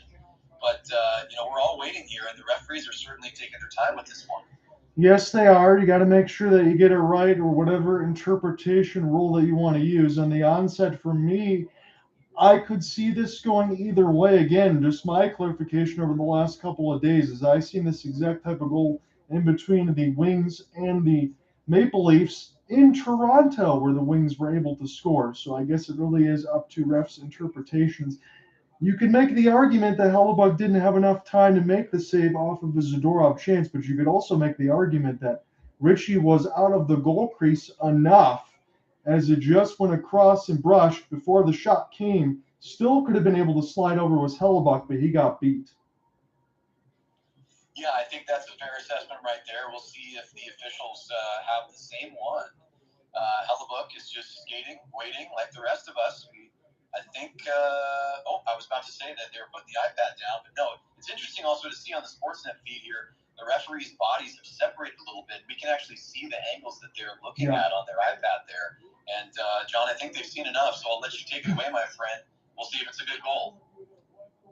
Goaltender interference, no goal, Nikita Zadorov. We are back to 1-0 Jets. Yeah, John, this has been the tale of the Calgary Flames season. They just, even when they find an opportunity and they convert that opportunity. I mean, how many times the games that we have covered, and I know we haven't covered every single Flames game, but now is this fourth or the fifth goal in our coverage that the Flames have had wiped off the board? This is over a stretch of 2 games, Cooper. Yes. Yeah, it's just it's a difficult situation. I don't know how a team continues to overcome things like this, but they're going to have to as the Jets take over now in the Flames zone. So Markstrom's pass, it was picked off by the Jets, and now Dube trying to find it as this is brushed deeper in the zone. Markstrom have to make a play. It bounced off. He's down. He's got to get back into the goal crease. And this one goes back into the defensive side. My goodness, the Jets weren't able to locate it as this is picked up now. So keep bracing for impact here. This is going to be a wild game as this is played off the backhand. Toffoli tries to pick it up in the right side boards, and his back pass. This is a good one. There should be Lindholm with a chance to chip this ahead. As this tried to get picked up now by Dillon Dube. He gets caught in a little bit of a headlock as he took some heavy contact. And Scheifele and Morrissey, they almost turned this over. And now this is a chance for a 2-on-1. Look out here. Nito Niederreiter. Good diving shot block by Mackenzie Weegar. And another one followed up on the end from Mangiapane, as that should have been something that could have happened, but the Flames beautifully cut that off. Now Backlund, here's Huberdeau, and he dropped past it right to Kyle Connor. My goodness, it's a 2-on-1. Here's Scheifele, pass across, what a save, Markstrom, as it's shot wide. And oh my goodness, Huberdeau's going to be thinking his lucky stars. 2-on-1 the other way, scores! Mangiapane! John, what are we watching? I don't know. I can hear your voice echoing in your room, my friend, and I have neighbors. Oh. I can't believe I didn't just blow out the window panes with a scream of joy. I can't believe the sequence we just watched. Jacob Markstrom makes an absolutely unfathomable save. A stop that should have been an easy second goal for the Jets. He closes the door with just inches to spare, and the Flames come the other way, and it's Mikael Backlund and Mangiapane. I thought Backlund was shooting the whole way. He goes to Mangiapane, who scores at the inside of the left post. And now, John, boy, you and I... What is going on? Absolutely. I just seen this now as the cameras cut away from the replays. Multiple scrums near the players' benches. Well, this game's certainly taken on a whole new tenor. And again, I have to say this, Cooper, and I'm saying this officially for the broadcast. Jonathan Huberdeau got absolutely bailed out Again, maybe it doesn't turn on a goal on the other end, but it certainly would have had to been a save like that for Markstrom as he shoved Dubois, I think, in the head. He didn't like it. What is happening? So Dubois, he got cross-checked in the back of the head by Jacob Markstrom, and that's what started it all. Get some, Marky. Yes, he did. And there's an electronic music group. I think they're called Swedish House Mafia. You just drop the house, and the Flames are basically the Swedish Mafia. I don't think Jacob Markstrom, who of course is a Swede, was very happy with Dubois putting a hit on his fellow countryman Rasmus Andersson in the first period. So when given the opportunity, Markstrom cross-checks Dubois in the back of the head, and then Dubois takes a shot at his pad, and Chris Tanev goes after Dubois. You had multiple players in the mix right there, but boy, we are getting another replay right here. And who was fooled on that play? Boy, it was Brendan Dillon. He and the entire arena, as well as you and I, thought Mikael Backlund was going to fire a wrister on. Nope, he passes a snapper right across to Mangiapane, who makes no mistake and ties this game.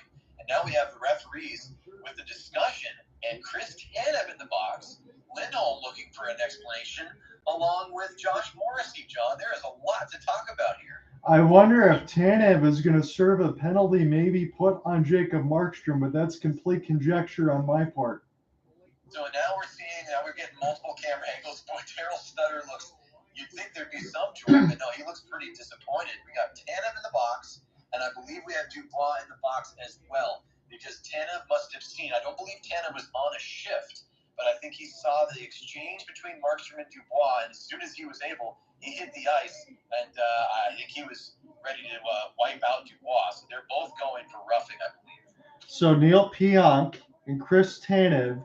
It also has Pierre Luc-Dubois listed as well on the ESPN side. So will we get a 4-on-3?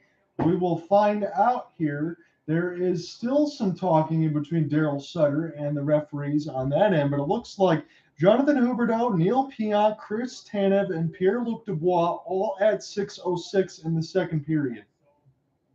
Yeah, and we're seeing a little more here as Rasmus Andersson is mixed up with Pionk. Dillon gets mixed up with Weegar. Weegar still had his glove on, but took a shot at, I believe, Dillon. So Weegar now skating. Is Weegar going to sit as well? It doesn't look like it. Boy, we're just trying to sort this thing out, John, and we have now. Okay, here we go. Tanev in the box, Huberdeau in the box for the Flames. Lindholm and Scheifele are awaiting explanations from the referees, who are talking to one of the booth officials who sit between the penalty boxes. And we know for sure that Dubois in the box for the Jets? Is that all we know so far? Right now, I see Neal Pionk and Pierre Luc-Dubois on the ESPN ticker at 6:06. Wow, so this is really taking a turn here now. Lindholm looking for an explanation from our head referee. He's getting something, and I think they're just trying to clarify, okay, who's getting a penalty and who's not. So, yeah, we got Huberdeau, Tanev, and John, I'm only seeing one Jet in this box here. Same thing for me. So yeah, we'll. This is interesting. Yep. So we will sort this all out right now. What we do know that is sorted officially, it's 1-1 from a Mangiapane goal from a Backlund feed.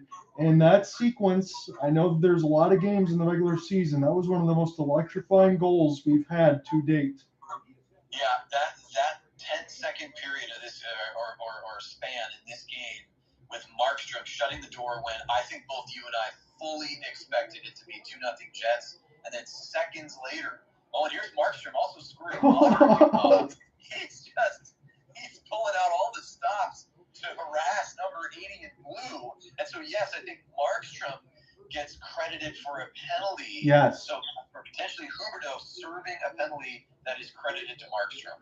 So let me just update this on the ESPN side, whether or not it's correct or not. It says Chris Tanev roughing for removing opponent's helmet, Jacob Markstrom for roughing, Jonathan Huberdeau with a minor, and Pierre Luc-Dubois is the one in the box.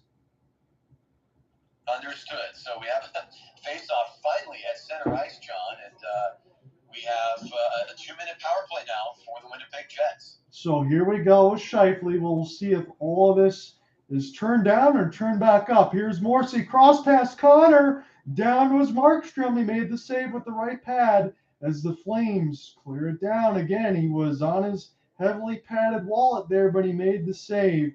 And now here's an opportunity for Morrissey going left to right. The Jets are pretty much in the all blue. We're at the Canada Life Center right now. This is a win or go home, essentially, for the Calgary Flames, unless they can win in regulation. Overtime win's not going to help much on that side. So you got to be able to deny the Jets the points because they have a game in hand. Just 17% on their power play at home. That's 29th out of 32 in the NHL. That is very curious considering the personnel firepower that they have on the ice. Maybe I'll have to rethink my Vegas prediction if that comes into it. Zadorov lost it in between his legs, but he was able off the second effort to clear this one down as Hellebuyck will play it. He's only got Mangiapane behind him on the other end, and Hellebuyck now will leave it here for Neal Pionk.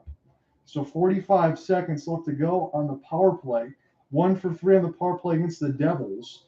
Last time in their matchup, it was a 6-1 demolishing. As it's Pionk now near the right side wall, near the right dot, they'll crisscross. Pionk still with it as he throws this D-to-D, and this goes Wheeler off the embankment, and this is put back around the left side of the end boards now. As the Jets, they have puck possession in behind the net. They're looking dangerous, and Wheeler will throw this across. It's picked up off the backhand. Mackenzie Weegar just trying to get in the way, and the Flames able to clear this one down. The shot board is 12-11 now in the favor of the Flames. It's been a very low amount of shot board, but the saves that have been had to made by Markstrom, you can mark at least 5 of those of 10 bell variety as we get an icing call or a hand pass. Yeah, I think it's the hand pass right there. A bit of a weird stoppage, but we will get a face-off. And yeah, John, you made a couple of good points there during that sequence. The Jets looked like they were setting up for something dangerous there, but as was the case in the first period, the Flames did just enough to hold them off in their defensive zone and get some timely clears. And yeah, it looked like Zadorov was going to be turned around there for a minute. Luckily, he turned just the right way, found the puck near his backside, gets the stick on it, and whips around to make the clear. So, yeah, the biggest point, though, is not who's making the clearances, it's who's making the saves. Jacob Markstrom, really the only reason that the Flames are still in this hockey game. And surprisingly, almost stunningly, my friend, it's actually tied 1-1. It is, because when you look at it again, you look up from the outshoot, it's just 10 of 11 for Markstrom and 11 of 12 for Hellebuyck, but the stat lines on the ESPN page are not going to tell you what we're seeing on the ice. This is a very scintillating matchup, Cooper. And I knew it was going to be ratcheted up a little bit, but I didn't expect us to turn the bass and the boom all the way up to 11. We've cranked it past that point. Oh, yes, we certainly have. And both these teams have cranked it up, too, with the physicality. I mean, they are going at each other's throats right here. They seem to have settled down just a little bit because we're working with special teams right now. I don't think either team wants to get too wrapped up in just the checking game. But, you know, we're back to 5-on-5. We're going to see some shoulders thrown, some hips thrown. We're going to see some glass rattled because this has the feel as the Flames have gotten closer and closer and the Jets are trying to hang on. This has the feel of playoff hockey, doesn't it? Yes, it does. I mean, this is the biggest game of the season. We talked about how many times can we say that? Well, officially it is now, as we said that in the open, but this might be one of the biggest games of the year across the board in the NHL. What's really nice in the sense of it is it's a very small schedule, just a handful of games on TNT. This is the one that's going to be the cream of the crop that everyone's going to have your eyes on. As you said, Cooper, if you want any sort of intrigue, you're dialing into this matchup because the other ones on TNT, well, that's already decided as far as playoff implications.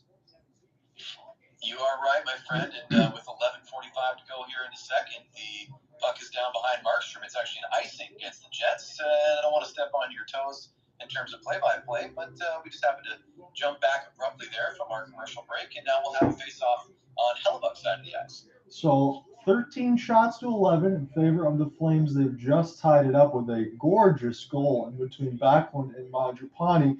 Again, please rewind in the sequence, and I'll make sure I put the highlights in there. As Coleman's opportunity that gets stopped 5-hole by Hellebuyck. But that sequence of about 15 seconds, that could be a modicum of the season because it was one of the best of the year.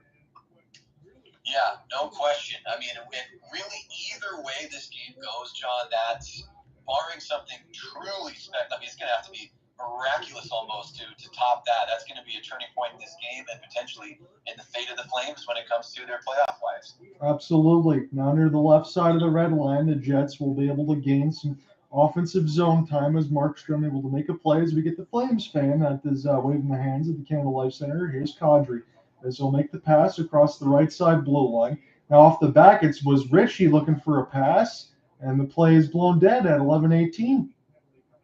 Yeah, John, I think we're going to have another penalty here. It's a hooking call, and we have a camera shot here on Rick Bowness. He looks a little confused. And Samberg is surprised, and doesn't matter, though. He's going to the box for a hook.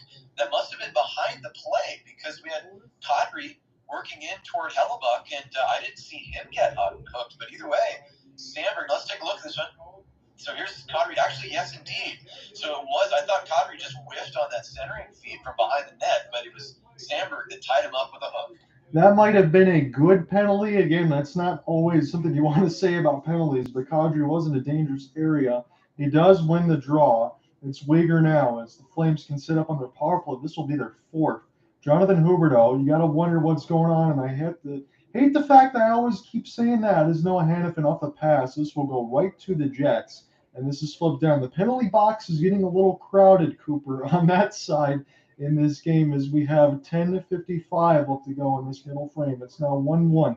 Huberdeau here for Kadri. And this is a short side angle. And Ritchie's going to run into Hellebuck. And that might draw some attention.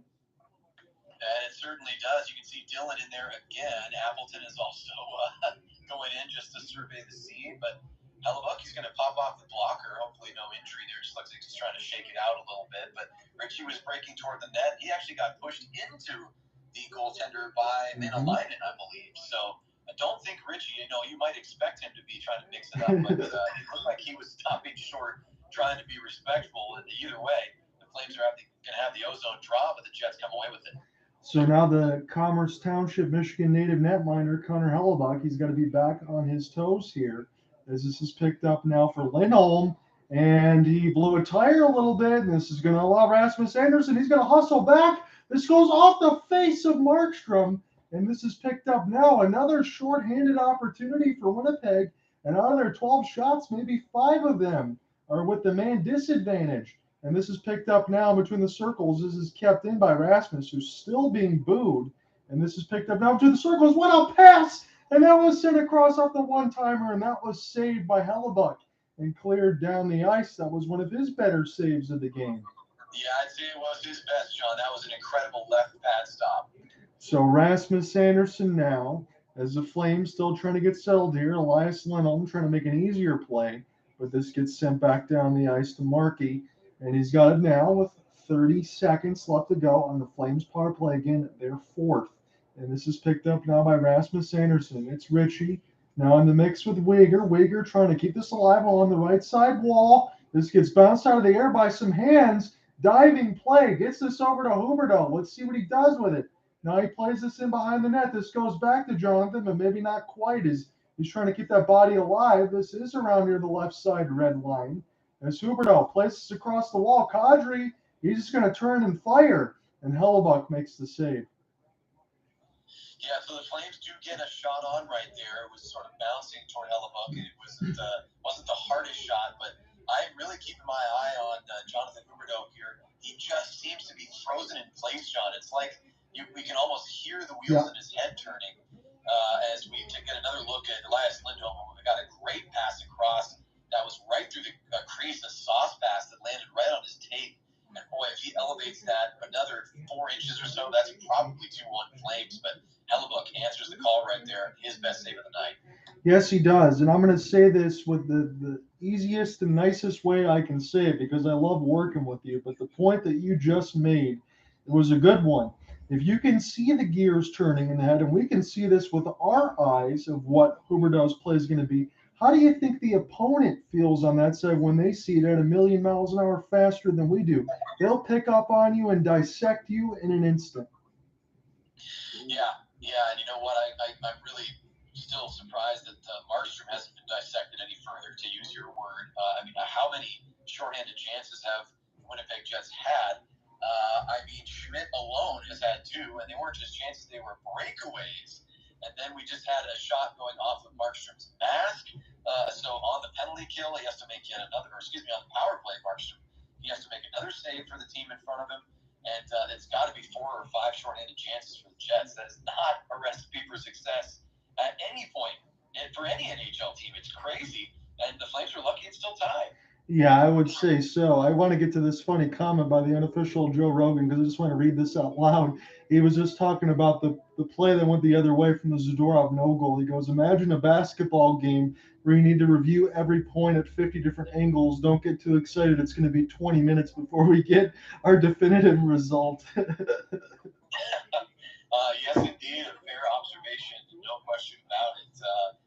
Yeah, John, this is an interesting one here. The heat has definitely been turned up, and the Flames have a lot of hope here, but they have to continue to play sound offensively and defensively. As there's Walker Dewar looking for a centering pass right there. Hellebuck momentarily out of position. 9 minutes to go here, John. I'll let you pick it back up. So now the Flames trying to pick this one back up after a Dewar shot, and they will get this near the left side of the red line. It's a pass. It looked like a good one, but it didn't connect. And now it's a 3-on-2. Here's Scheifele. Scheifele will pull this back. Here comes the bomb. This goes off the end boards. Connor with an opportunity. And I think it was blown dead before that. I wonder what the Jets are thinking about. 8:48. Yeah, I'm curious. We've had a couple of these stoppages that have been a little unclear. Do they think that the puck was underneath Markstrom's pad? I don't think we have another penalty coming up, and I do believe we're back to 5-on-5 here. But, yeah, the referees blew that dead after Markstrom made the save. They must have lost sight of the puck. From what we know, there was a big-time bomb on the other end from Morrissey. And, wow, we're getting more between Lewis and Pierre Luc-Dubois. Now Lewis is going to go to the box. Now we see why the whistle was blown, and Darryl Sutter looks none too pleased. The Flames keep retaliating, and they keep getting whistled for it. They cannot continue to give the Jets these opportunities. 2 more minutes of power play time for the home team, John. Man, Pierre Luc-Dubois is going to be one of the dark horses here maybe if the Jets do win this game because he's just getting the Flames rattled. As this is picked up now by Kyle Connor near the right side wall. But a good close out there by Lindholm. It's Backlund. He's in a 1-on-3. He'll fire from about 80 feet, and this goes off the left pad of Connor Hellebuck. I haven't really seen that too many times where one player can coast another team into getting penalties like that so consistently. And this is picked up off of the backhand. Here's Ehlers with a ripper, and this one gets blocked. Backlund has it now, and he'll make the safe play as he flips it down. So Backlund certainly doing his job. And the Jets are on the power play yet again. I mean, this is about 4 power plays aside between both of these teams. And the extra man's not been so kind. And this is picked up now near the right side of the faceoff dot. And this will be played off the embankment. More like a pull pass here for Hellebuck. Now on the left side of the red line as this gets recollected by Scheifele. Number 55, patient off his backhand. He'll find the Michigan man and Kyle Connor from Shelby Township as this is picked up here for Noah Hanifin. Now Dubois. He will spin. He's got space near the left side dot. That was a serious rocket of a snapper, about 85. And this is picked up now for Connor. Connor trying to get this now near the right side dot. The Jets look dangerous again. They have all sorts of puck possession. Pionk sends this across. Now near the right side dot. Here comes a one-timer. That was a good save by Markstrom into his stomach. And Connor able to collect. Now down to 25 seconds. A deflection. Markstrom makes the save. Yep, Markstrom collected, calm, cool, right there, doing what he needs to do. 24 seconds to go here on the Winnipeg power play. And this was, John, is this their 5th man advantage of the night? I think they're 1 for 4 going into this 2-minute advantage. So, yeah, this is their 5th, I believe. I'll have to pull that up officially, but I believe you're correct. The 5th on the Jets side, the 4th for the Flames. Yes, that is indeed what it is. Well, Markstrom continues to answer. It's still 1-1, 7:12 to go here in the second. Face-off going to come to Markstrom's left. Mikael Backlund, who you rightly mentioned, is having a solid game as he has had so many of those for the Flames this year. He tries to win this face-off. It's tied up near the dot. So Zadorov tries to get a piece of it now after one of the Flames will dive, and this is picked up now by the Jets again. They still got 10 seconds to work with on the man advantage. This will go D to D side. Now near the left side of the wall. Lindholm able to brush through some of the contact, but this is kept in. Now near the left side of the red line. It's centered out in front, but this goes wide. Picked up now by Pionk. They'll fire short side, and Markstrom able to hold on to the right post as this is picked up by the Flames. We'll see if they can break out right to left. Lindholm will gain the line as he wraps this around the embankment, and we get yet another stoppage. Now that has to be an offside this time, right? I'm gun shy saying, trying to make any claim about why we're getting stoppages because it's most likely going to be a penalty. I'm not saying we have one of those right now, but there's been a lot of special teams play tonight. Yes, I think we did have an offside, so it'll be a face-off in the neutral zone. And normally I will say this, I'll be much better as far as calling out what I see, but there's been so much trepidation in between penalties, offsides, hand passes. I didn't even know what to call in this game. It's been absolutely insane as it's 1-1 with 6:20 left in the second. But we do know the Flames have just recently tied it, and somebody got a helmet dislodged there on the other side. That blows play dead. Yeah, that was Stetcher who took a big hit right there, and I think his noggin just rebounded off of the glass. I don't think we're going to get a penalty right here. That just looked a little violent, if I'm being honest. Yes, it did, and we're still going to be underway here through the neutral zone. But again, as Cooper and I mentioned, in between all these stoppages, usually you could flip a coin in between an offside or a hand pass or a penalty. You need about 6 of these. They've all been different variations. So it's Adam Lowry against Nazem Kadri. Kadri wins it clean. He's been pretty good in the face-off circle tonight as this one gets blocked. This will go right back to the defensive side, and they'll fire it again near the left side red line. Flames trying to get possession here. Dillon Dube trying to cancel them off the puck. And now Nikita Zadorov has to get off on his back skate as it's a 2-on-2 essentially. And this is shot wide and off the inboards, picked up by DeMello. This will allow to be some more possession there as Baran had to absorb a hit from Nikita Zadorov. And now here's a stretch pass. This is a decent one as Nick Ritchie will have it now. We'll see what he does with it near the right side wall. He didn't get any reinforcements there. Now this will be a 3-on-2 for the Jets as they're patient near the right side of the wall. And Stetcher and Tanev, they're able to close that one off. Tanev's got it now. He'll drop it in for Nazem in full flight down the left wing side. Nazem will throw it right into the webbing of the catching glove of Hellebuck, and they'll hold on. Yeah, John, let me ask you a question. Maybe this is just recency bias and knowing that Nazem Kadri struggled last night against the Chicago Blackhawks. Boy, we see a replay of that Stetcher hit right there. Yeah, he took a knock from Barron, and his helmet almost popped off. Luckily, he had the strap tight, so he kept his lid on. But Nazem Kadri, it doesn't seem like I don't want to say he's not engaged, but it doesn't seem like he is at 100%. Again, making no claims. I'm not saying that it's injury related, but are you seeing the Nazem Kadri that you're used to in a game that's as important as this one? No, I'm not. And again, this may be a bullet time. Well, I will make a claim, maybe. We remember the game because we did this one where he took that monster hit against Jacob Trouba and the New York Rangers. I know it's a couple months ago, but ever since then, Nazem Kadri hasn't looked right. Yeah, there might be something to it, and of course, as we reach this time of the year, when we hit the spring, there are teams that obviously do not make the playoffs, and we learn about the ailments their players have been fighting through for many years. Gosh, that was Sean Monahan for the Flames, and of course, he had such a good season with his new team, the Montreal Canadiens, and then had a groin injury that took him out in December. So that makes me think of Sean Monahan for the Flames in past years. And we're going to find some things out about the Flames, and you don't want to just chalk it up to physical ailments, but that could be the case. Nazem Kadri took arguably the hardest hit of the year that Trouba delivered against him.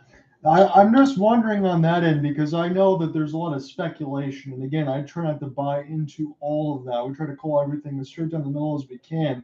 A lot of Flames fans are not feeling a lot of hope for Nazem Kadri, but I've seen enough of his track record in between Toronto and Colorado. I understand much different personnel on that end, but he's a guy that came out like a gangbuster at the beginning of the year. He doesn't look like that guy now, but that guy's not gone. He's just not here right now. Yeah, I think you're right. Fortunately, we've seen Walker Dewars had some jump. Mikael Backlund's having a nice game. Mangiapane with the goal. I love Mackenzie Weegar's play tonight. And again, I know we both will continue to keep an eye on them, but number 10 and number 91 in white, that's Huberdeau and Kadri. Let's see if they make some contributions. Also, Toffoli's been a little absent, so let's keep an eye on him as we have 5:05 to go here in the second. Action underway once again. No, you were 3 for 3 on the bullseye on that side, as it's 5 minutes left to go here in this middle frame. And again, I felt a little bit of an elevated heartbeat. It's starting to settle down a little bit now, but that's probably only because of the score line. Mangiapane trying to make a play, and now this could get pushed the other way. Kyle Connor, here's a good drop pass, good stop, Markstrom, and another sliding stop by Markstrom. John, I'm going to say it as simply as I can. Jacob Markstrom wants to make the playoffs. If there is a single Calgary Flame who is going to determine whether or not this team gets into the postseason, he's wearing number 25 and he's got big old legs. I can't believe it. He makes a huge stop. That is Scheifele with an absolute rocket from the top of the circle, and then he has to get that rebound that he kicked aside. Rasmus Andersson unable to finish his check. Markstrom dives across, keeps the puck out. That may, if he's lucky, it might have gone through the blue paint, but either way, he had to make a stop, and he made two. Markstrom on fire tonight. Yes, he is. It's been the bounce back effort, and Cooper said they've had to have all of it right now. As the Flames, I won't say that they're up against it, but it feels like at times the Jets have certainly made this play feel one-sided with the amount of danger opportunities. I can say that for sure. As Mackenzie Weegar now tries to find this near the left side of the red line. This will go back D to D. Neal Pionk will settle it down. Markstrom will knock it aside with the right glove, but this will stay with the Jets and stay in as this is picked up now off of a great-looking back pass, and that was an opportunity. But now the Flames able to intercept, pick it up near the right wall as they'll fire this off the embankment. Toffoli trying to get a body contact in there. The Jets will join in. It's about two blue jerseys and just one red and white, and this is picked up now near the left side. This is still being battled for right now as somebody got absolutely bowled over. That was Toffoli. Dube tries to emerge with it. This will go back to Toffoli, who was just able to get up and no one next to him. And now Dube sends this back and toward the line. It's Nikita Zadorov. Got to let this one go. He does. And Connor Hellebuyck makes the save. Ooh, not the easiest save right there as we see Zadorov kind of tap his stick blade against the glass in a bit of disappointment. I think big number 16 in white, he had a clear shooting lane right there. He was able to get it past the defender. Hellebuyck in the right place, though.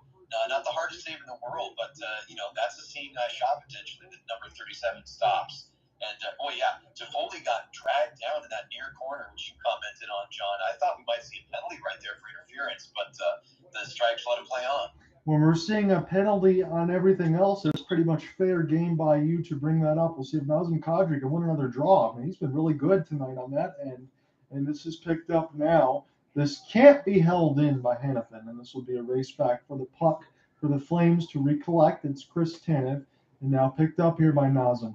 Nazem will gain the entry off of a pass as this is picked up by Blake Coleman, trying to keep this alive off the backhand, but he's knocked down near the right side wall by Kevin Stenlund. And now this will be an opportunity for Noah Hanifin, and this is in between the back skates of Nazem Kadri. That would have been a tough one the other way.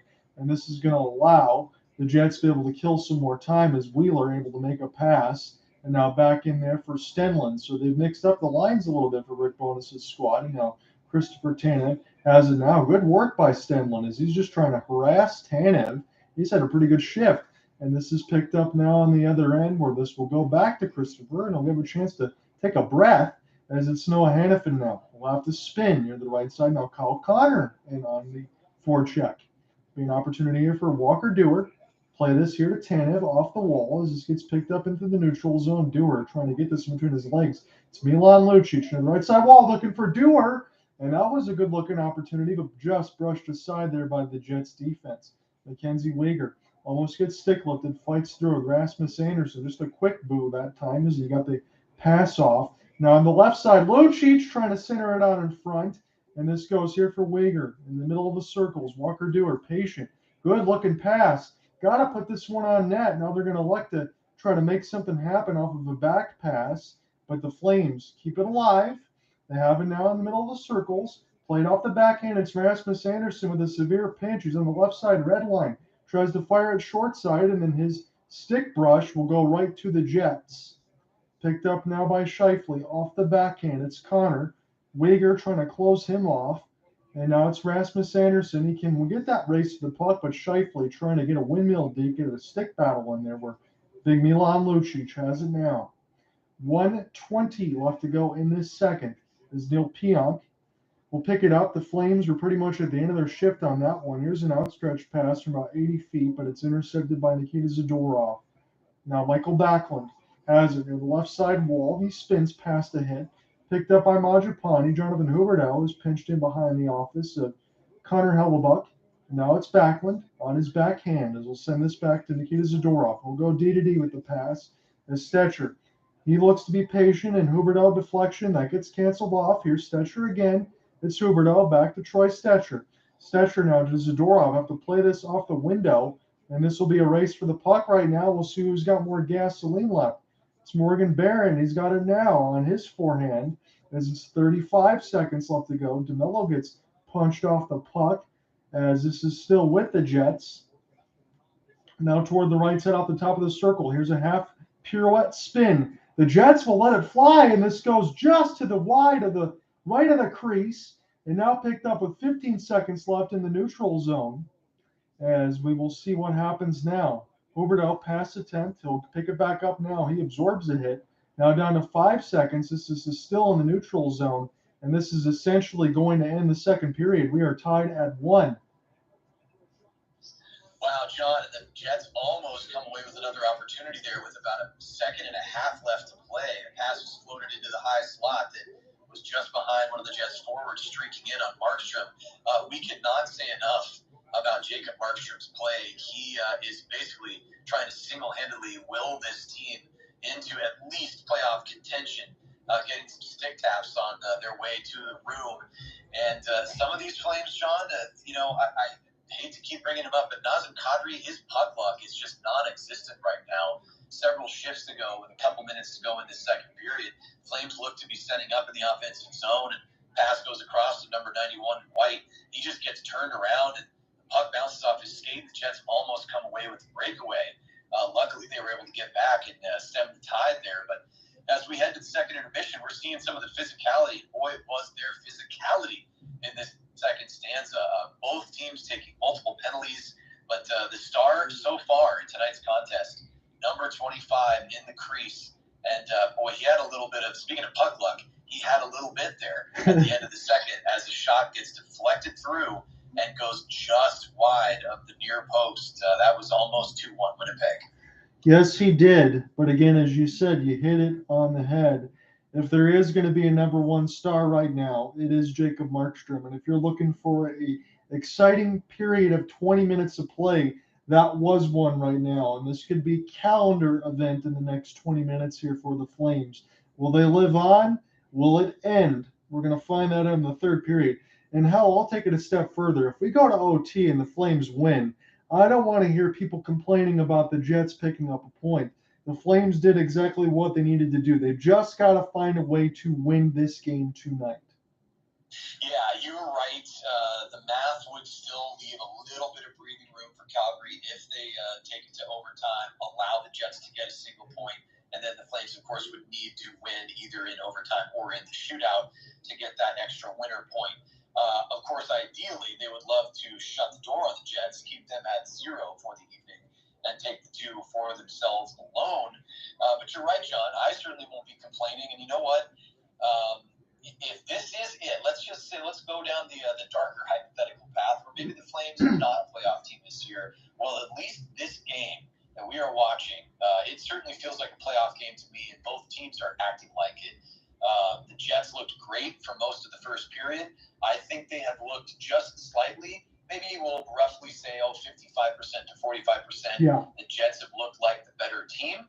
But that doesn't mean that the Flames aren't deserving of a win here. And that is mostly, I mean, I'm going to keep going back to this with good reason. That's mostly because of some almost magical play by Jacob Markstrom. The craziest thing about it, it's not magic. He's a human like the rest of us, but he has looked like a superhero through 2 periods tonight. Yeah, because as you talked about, it's a goals against average right at 3 and a sub-900 save percentage at about 886. He's not the Jacob Markstrom that he was last year, but you need flashes. You need to be able to see something to keep your team in the game, and he's doing that right now. Yeah, it is incredibly impressive, and you know what? At least we're getting our money's worth, right? We're getting our entertainment value. This is a 1-1 hockey game between two teams that are hungry for playoff hockey.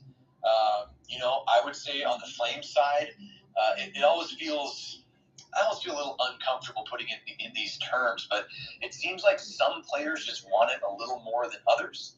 And I hope that those Flames that are really giving their extra effort, you know, players that we've mentioned in this broadcast, players like Mikael Backlund, players like Walker Duehr, of course, young, hungry, kind of typical for, you know, someone who's new in the league. Heck yeah, I want some playoff hockey. Let's go. But Jacob Markstrom, you know, on his little redemption tour here, which didn't start, John, until, you know, I want to say about 3 or 4 weeks ago when he really got the opportunity to lock back into that true 1A starter's position. And, you know, not every game's been perfect. Obviously, there's a letdown, and last night is one of them.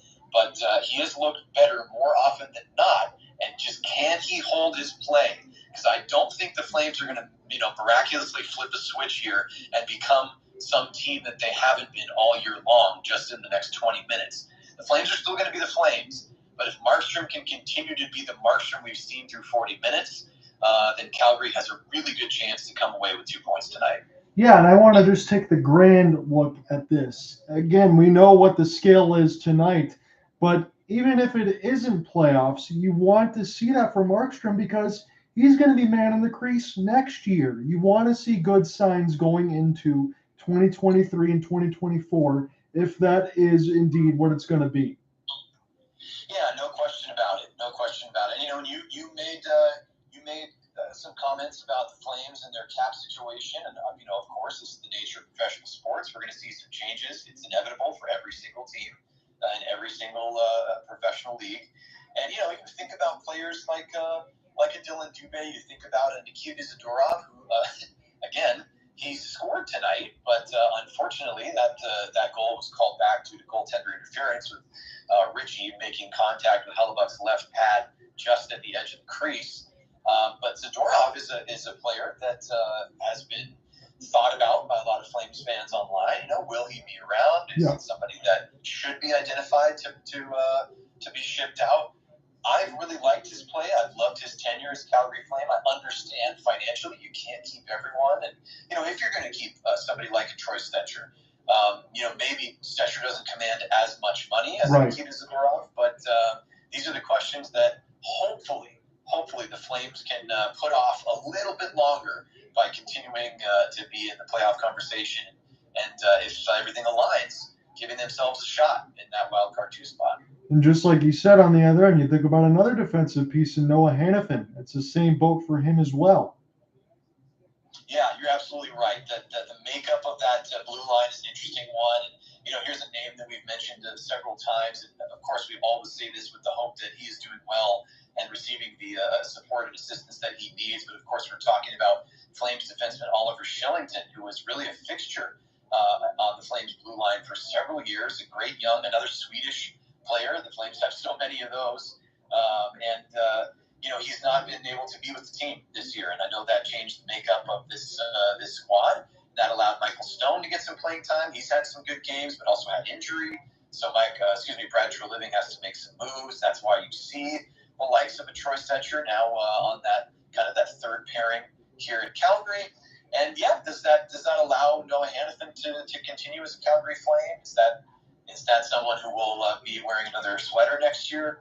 Lots of questions, and you and I are going to have plenty of fun, prognosticating. But for now, it's just about it's just 2 words with a question mark. Can they? Can they tonight? Can they get enough out of Markstrom in the third period?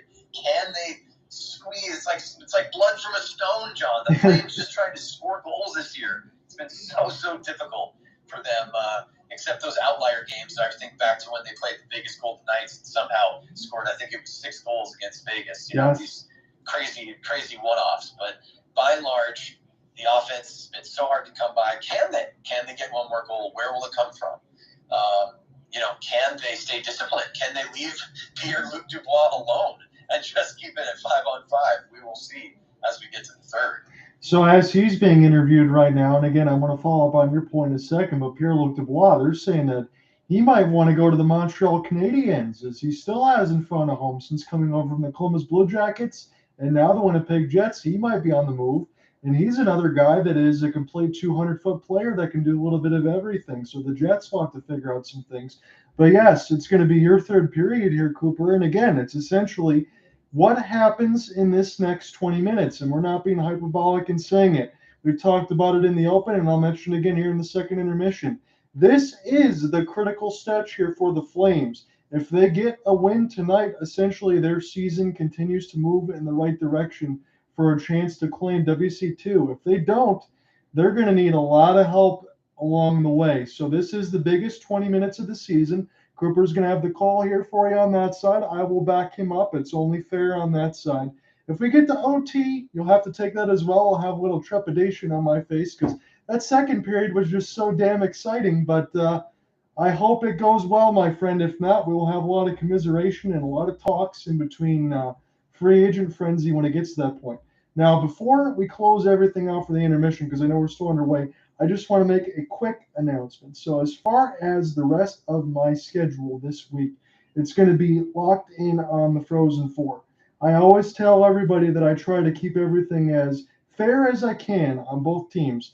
Tomorrow might be the one time, again, I know I got a receding hairline, but the one time I let it down a little bit in the sense of it is the Michigan Wolverines, it is the Winnipeg Bobcats. I'm not going to have a homer call, for Christ's sake, but I will make sure that I have a little bit of extra excitement. And I am hoping, no disrespect to the Boston University Terriers, that the Minnesota Golden Gophers win against Boston and the Michigan wins, so it could be a Michigan-Minnesota final, so I can see the Big Ten teams square it out for the right to win a national championship on Saturday night. So Thursday, Michigan and Quinnipiac. Saturday, hopefully Michigan. We'll see, because the Bobcats are excellent. Well, just like I said, there were 2 words and a question mark for the Flames, which was can they. I have 2 words and an exclamation point for you, sir, and that is go blue. So be a homer. You have earned it. You're a real professional. You always keep yourself as neutral as possible. But you know what? When it comes to the maize and blue, just lean into it, my friend. They're a damn good hockey team. They're fun to watch. And I will say, the only reason I'm going to divert from your path, I love a Golden Gopher and Wolverine matchup. I think just based on what the animals are, I think the Wolverines win that every time. They literally got to go for lunch. But if we also just look at animal against animal, I think a Wolverine would take care of a Terrier pretty easily too. And just when I hear the Boston Terriers, it makes me think of Johnny Gaudreau and his Hobie Baker winning year. Sure. So I will also be pleased if they make it to the final. But either way, we're going Wolverines, and let's hope they take the big prize. Yeah, we will see what happens, because I know for the Bobcats on the other end, it's another one for Yaniv Peretz. I think the last time I did a Frozen Four between those two, Mr. Peretz, the sophomore, had a 65 save performance. So he's exceptional on that end. The Michigan Wolverines, as you know, with Luke Hughes, Jack Hughes' brother. You also have Quinn Hughes in Vancouver. Maybe someday they'll get all 3 of them to play for the Devils, but there are so many Hobie Baker players. And even Cooper, even on the stream delay for Team USA, you were able to join me. You have Logan Cooley, you have Jimmy Snuggerud. They also played for Team USA against Canada when we did that. So there's going to be tons of great players. And as we always talk about, Cooper, whether it's prospects, college, whatever leagues like that, the NHL is always in a great place. So I hope people tune into that on ESPN too, because it's going to be a lot of fun. Yeah, it's just fun to hear you talk about it too, because I don't think the Frozen Four gets as much attention as it deserves. But you have your pulse on it for sure, and I will be hopefully able to tune in, because I know we're gonna have some really high level hockey. You know, people don't always associate. They're like, oh yeah, hey, NCAA sports, absolutely. We know these are good athletes, but they are truly the best of the best in this Frozen Four. And like you said, with a ton of those rosters already being snapped up by NHL teams and international squads as well. So I'm excited for you. I think it's going to be fun. I think it will be a lot of fun. We are looking at some highlights here in between the Rangers and the Lightning. And who knows, if the Rangers get past their first-round matchup, and the Lightning do against the Toronto Maple Leafs. We could see them in the second round, and I would be all for that. Yeah, you are right. Oh my goodness! Wow. You want to talk about physicality between the Flames and Jets? How about, we got helmets off, gloves off. I think that was not the big cat down. Who was down in the crease there, John? Was that? I saw Shesterkin was down, but I didn't see That's who the right. other big man was. Yeah, Mr. Shesterkin down. Boy, he basically took a slash well after multiple seconds after the whistle had blown. That is, you don't see that very often. Maybe you see a player collide with the goaltender. Maybe they give him a little extra shove after a play, but to go with a two-hand slash like that, you don't see that very often. That's dangerous, and there's retribution for sure. Those two teams, some bad blood right there. Yeah, that's definitely going to carry over. If those two teams meet in the playoffs again, that might be first ballot watching and covering for us, Cooper, if that happens, because that was ridiculous. Yeah, I mean, like we talked about in our first intermission, there are some series that are real highlights for both of us, and if we're gonna have that kind of bad blood, and we haven't even reached the playoffs yet between Tampa Bay and New York, look out. That might have to be first on our list, bud. I am going to go ahead and take a quick bathroom break. I will be right back. You got it, my friend. So I'll give John a minute to find a little relief. It happens to the best of us. All broadcasters everywhere, we all have to take breaks. So let's take a look, since we're talking about some other teams in the NHL. Let's take a look at the one other game. We were just talking about it. There are 17 minutes and 40 seconds to go in the third period at Madison Square Garden, where the Rangers lead by a 1-goal count, 4-3 against the Tampa Bay Lightning in about 20 minutes or so. In Orange County here in California, the Anaheim Ducks will host the Edmonton Oilers. Dostal is expected to start. He has a 4-8-2 record for Anaheim, and Campbell expected to start for the Oilers with a 20-win, 9-loss, and 4 overtime loss record for the Oilers. And that's going to be one to look at, if only because of the point potential. You know, we've talked so much about Connor McDavid and Leon Draisaitl, but Nugent Hopkins having a career year for the Oilers, and I have to take a double check on this one, but either at or has already crossed the 100-point plateau. So a major achievement, and the NHL is different these days. I think reaching the 100-point mark is a little bit different than maybe it had been even 6, 8, 10 years ago. Just with the emphasis on offense and the way penalties are called, and the NHL is constantly evolving, and it is evolving into an ever more skilled and offense-focused game. But always huge credit to those players that find that 100-point mark. Not easy to do. Most never do it. So, even though we partially share a last name, Hopkins being the latter portion of his, credit to Ryan Nugent-Hopkins. No disrespect from this Flames fan. Tipping the cap to him for a great season. So let's take a look. I'm actually just personally curious. Let's see what's going on in Major League Baseball. My Seattle Mariners having a tough start to this year. They're now 2-5, losing both of their series. They went 1-3 against the Cleveland Guardians, and then lose the series against the visiting Angels. Today's final 4-3. The Blue Jays are currently leading in the 8th, 3-0 against the Royals. The Rays beat the Nationals 7-2. The Yankees at home take down the Phillies 4-2. Miami Marlins win by 3 runs over the Twins, a final of 5-2. Same score where the Braves beat the Cardinals in St. Louis 5-2. The Pittsburgh Pirates take down the Low Sox by a score of 4-1 at Fenway. New York falls just short, losing to the Brewers in Milwaukee by a score of 7-6. The Texas Rangers take down the O's. Baltimore loses 5-2 in Texas. And 7-3 is your final score. The White Sox in the Windy City beat the visiting Giants. Elvis Andrus records his 2,000th career hit in that game. The Detroit Tigers, this is going to be the case if John's back. He might hear this. Unfortunately, John, those Tigers, not a surprise here. They lose to the Astros 8-2 in Houston. And in 10 innings, the Guardians win, and they beat Oakland 6-4. Guardians now 5-2, first in the AL Central. So this season, John, the Flames are 0-2-1 against the Blackhawks, whereas the Jets are 4-0-0. That's what we're seeing from the statisticians on the Sportsnet side, just kind of twisting the knife after last night's outcome against Chicago for Flames. But these two teams are getting set for the third period. Any final thoughts before we drop the puck for the last 20 minutes of regulation? I say no matter what happens, my friend, have fun with it, and whether it's good or bad, I'm right here with you. You're not alone. Let's do this. Thank you so much, pal. It would be a much more frightening prospect, these 20 minutes with a 1-1 hockey game, if I were just sitting by myself in silence, staring at the television. But we're in this one together, and it's going to be Lowry and Lindholm, just like it was in the first and second. And this face-off at center ice is won by the Jets. So here we go, John, and the puck bounces on this fresh sheet of ice right to Jacob Markstrom from the corner. He will cover up, and with 8 seconds gone in the third, it's time for a face-off. So we will see what level of activity, admittedly, Calgary will be able to come from in this third period. As I said, it probably a little bit of adrenaline in this game. It's still a back-to-back. We'll see if Winnipeg pushes with those fresher legs.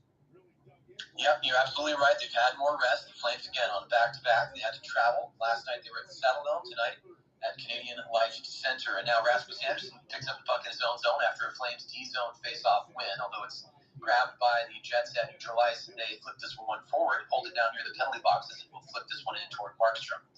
Puck is picked up right here by Weaker. He's going to send it along to Toffoli. Again, Toffoli, a name to keep an eye on, along with Huberdeau and Kadri. Boy, streaking into the O-zone is Dillon Dube. He gets upended, but gets right back up onto the skate plays, and now the puck is loose, taken by Toffoli. One of the Jets goes down. Toffoli dances in, but the puck is poke-checked away, I think, by Hellebuck. Either way, it's bouncing.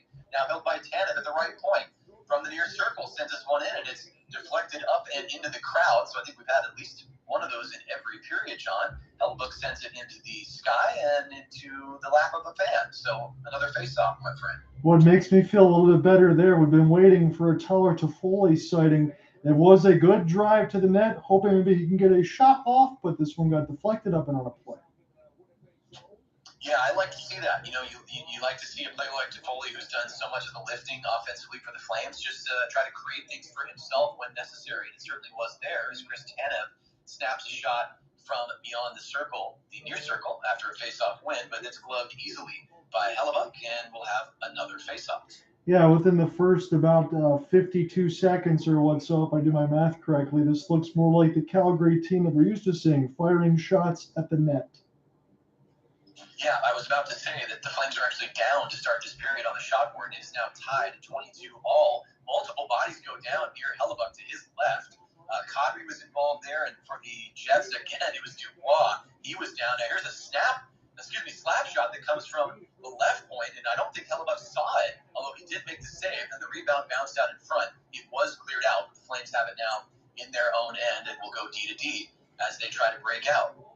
So good job right there by Blake Coleman, trying to pass to himself just a little too much on the draw weight there. That was taken by DeMello, and the Jets will break out of their own end.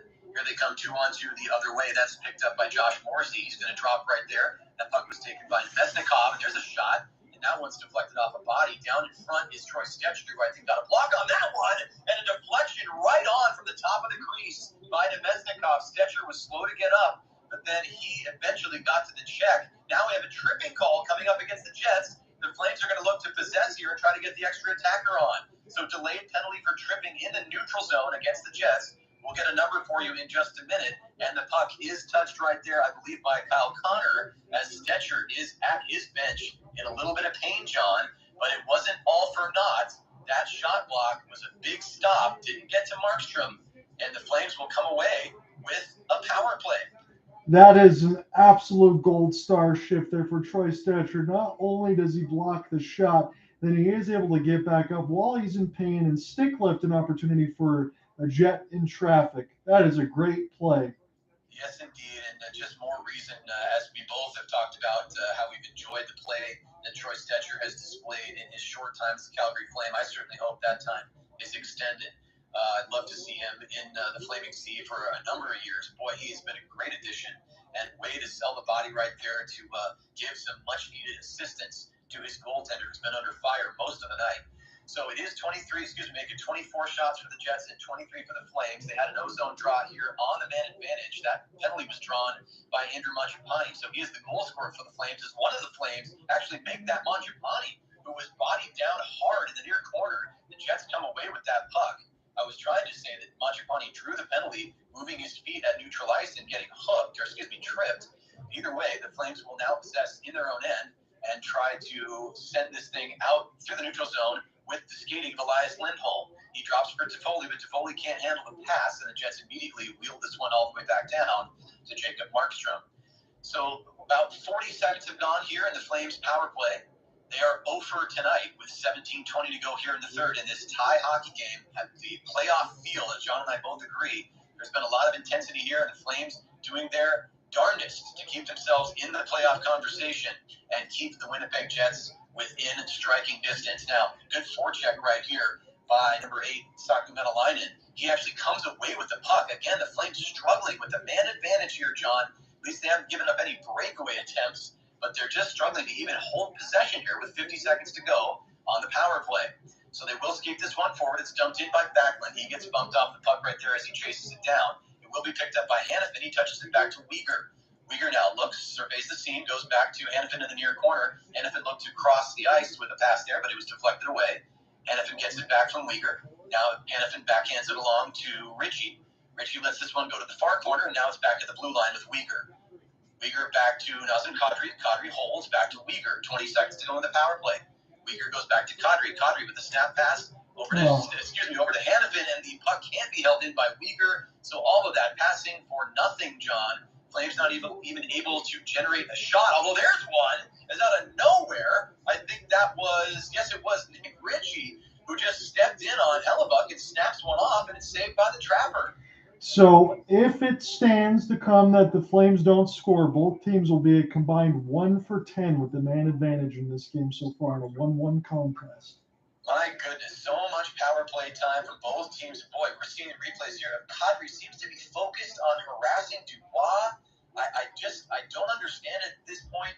He's been cross-checked by Markstrom. He's drawn multiple penalties. Leave the guy alone. Focus on your job. Yes. It's a tie game. Try to score, my friend.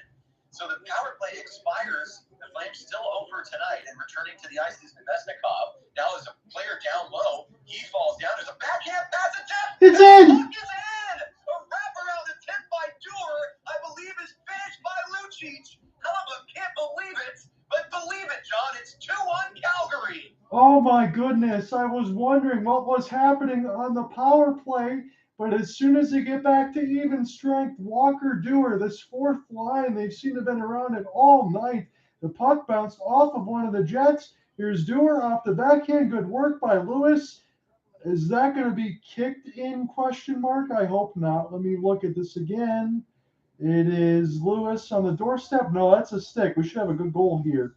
Yeah, I think we have a good goal. So, and I apologize. I thought it was Lucic who was on the doorstep. But yes, one of the Jets went down. And in fact, I believe that was Schmidt. So Schmidt had gone down in front of the blue paint. Walker Dewar gains possession of the puck to Hellebuck's right, goes backhand wraparound, and he gets it 5-hole. And I think, John, it just trickled through. They don't even review it. Lewis was just nearby in case he needed to get the rebound. But on the Flames' 27th shot, John, they score. It's 2-1 Calgary, 15:39 to go in the third. And after the faceoff, the puck bounced up into the netting. So we'll have a stoppage. And yeah, that was just deflected off of a wraparound backhand attempt. And I think it actually, as we get a zoom in on Nate Schmidt, he shakes his head in disappointment. I think that may have been off of him, John. We will see. I'll have a point to make in the next commercial break, but you keep on. Yes, indeed. So we're back underneath the action. Again, I always trademark it. That is a John Oddism, 100%. He's let me adopt that thing, so appreciate you, my friend. 15:20 to go here in the third. Again, Flames up 2-1 after the recent goal by Walker Dewar. There's a block in front by Mackenzie Weegar. Boy, great job just to put his body in the right spot at the right time. Gets in the shooting lane, makes a block. So here come the Jets yet again. They're looking to possess this one. They're at the top of the near circle. There's a pass back to Connor. Connor stick handling. Nice job right there to spin it back. He's got Noah Hanifin dancing all over the place. But Hanifin gets back into his spot. There's a turnaround shot. Boy, the stick goes flying. Not sure who lost it. I guess it was Toffoli. But either way, Dubois' shot is deflected up into the crowd. We've had plenty of that tonight. And it's time for another face-off. I just want to say, in between all the power plays, especially on the other end for Calgary, they looked very hesitant. They looked for the extra pass maybe 3 or 4 more times. But when they've gotten uneven strength, they've looked pretty good tonight. Yeah, that's a good observation. The power play has not been their friend this evening, but 5-on-5 play has been where it's at, so to speak. And And where we are at is a 2-1 lead for the visitors in an absolutely crucial game. John and I have said it so many times as this puck is iced by Calgary. The 180-foot pass is certainly too far for any of the Flames, and it's whistled down. But yeah, John, you're right. This is the night and the moment. And hey, we did mention him during our second intermission. Walker Tour, young, hungry, putting himself in the right place at the right time, gets his team the lead. Incredible play by number 71 in white. No, you nailed it. It's a great call. We'll see what the Flames can do with the defensive zone draw. So Kadri, who's actually been decent in the face-off tonight, face-off circle tonight, he loses that face-off, and there's a huge slap shot at 95 miles per hour from Ehlers. That was a howitzer from the blue line.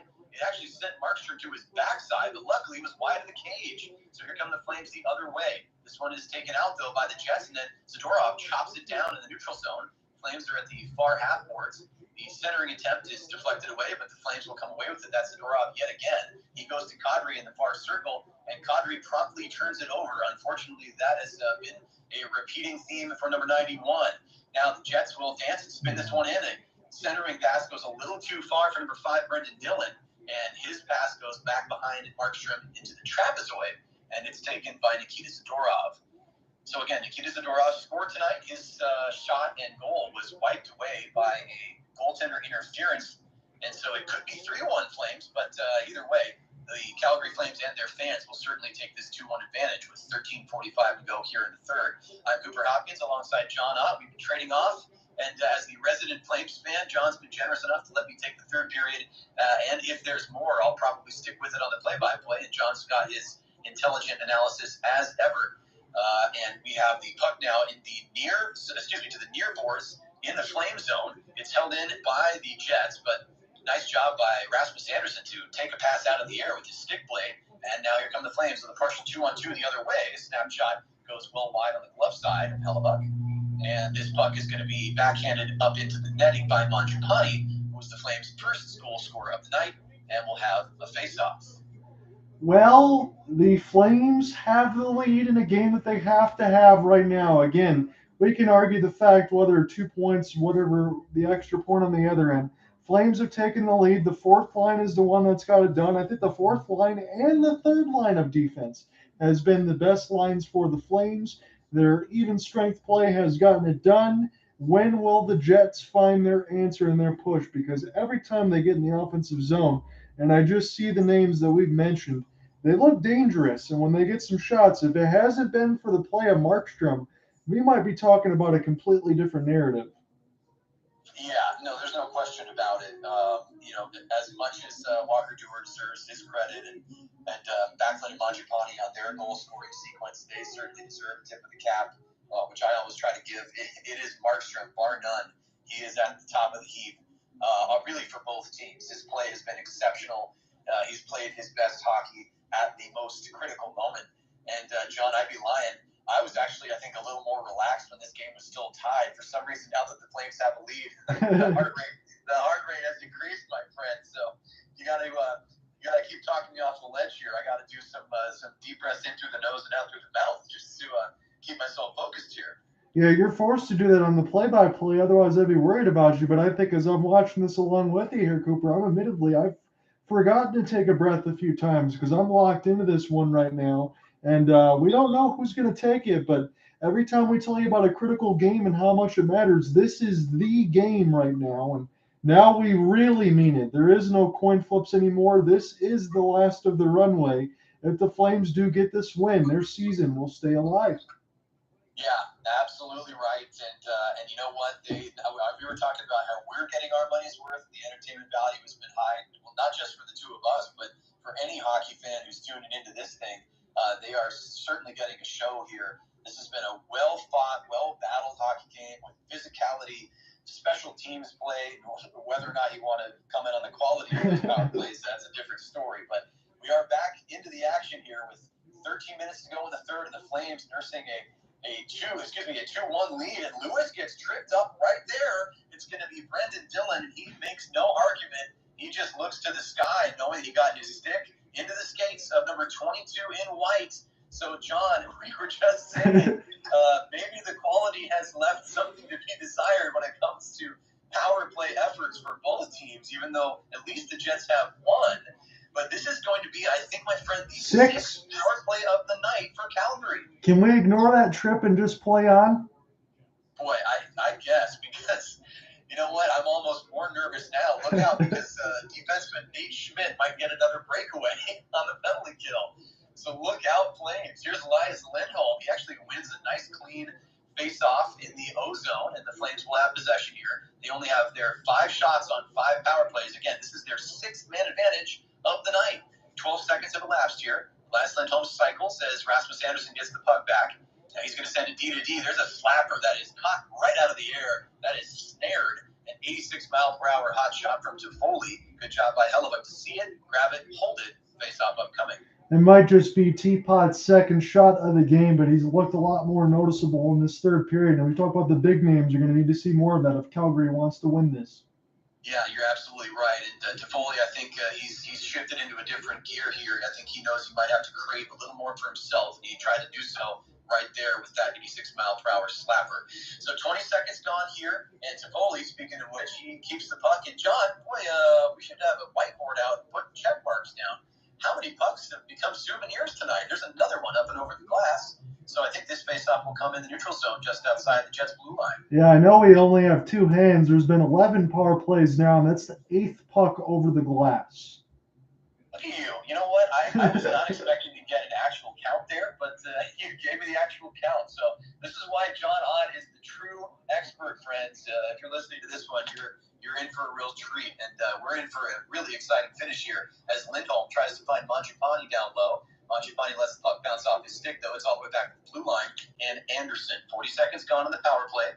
Flames miss the opportunity to get the puck in the trapezoid behind Hellebuyck right there. And the Jets spin around and fire this one down. 12 minutes now to go in this third period. 28 shots for Calgary, John. 24 for Winnipeg. On those 24 shots, the home team has their 1 goal. Boy, Rasmus Andersson still getting booed, getting razzed, if you will, pun intended.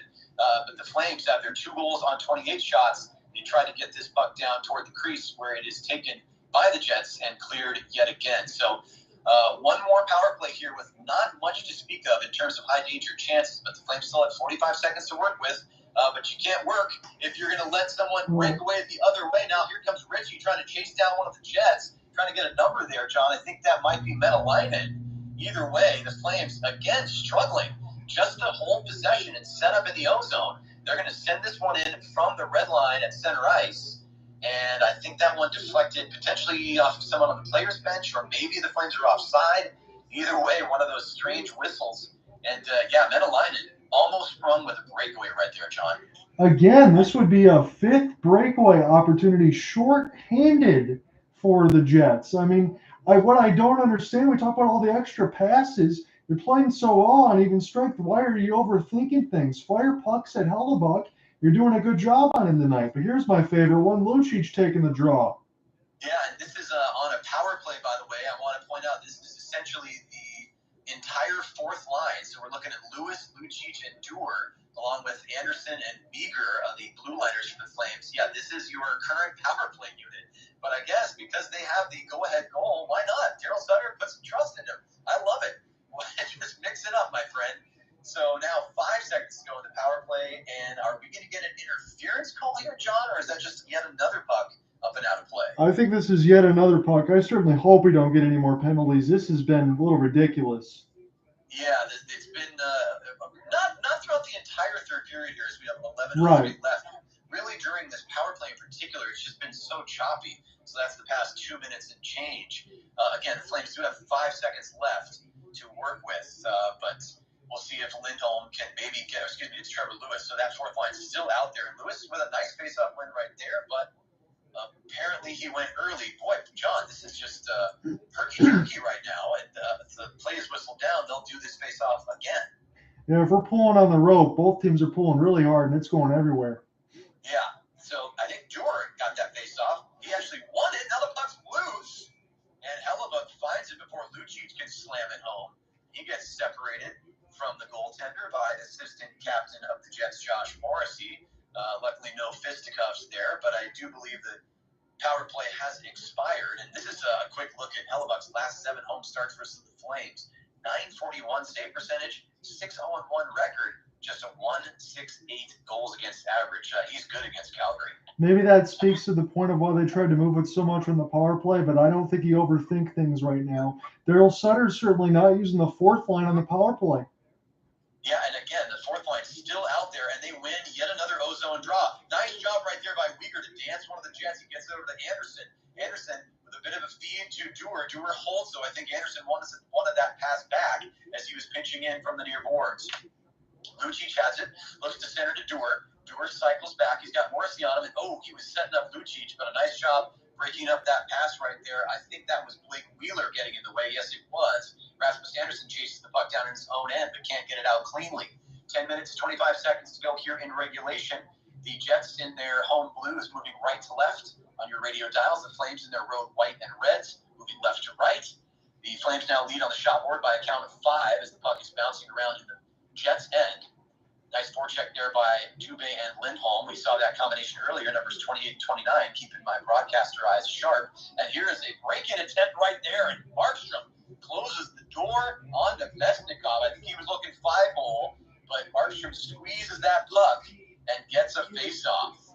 Yeah, Nemesnikov's been a little all over the score sheet as far as some penalties and all that. He's looking to atone for it a little bit. That was a good shot off the rush.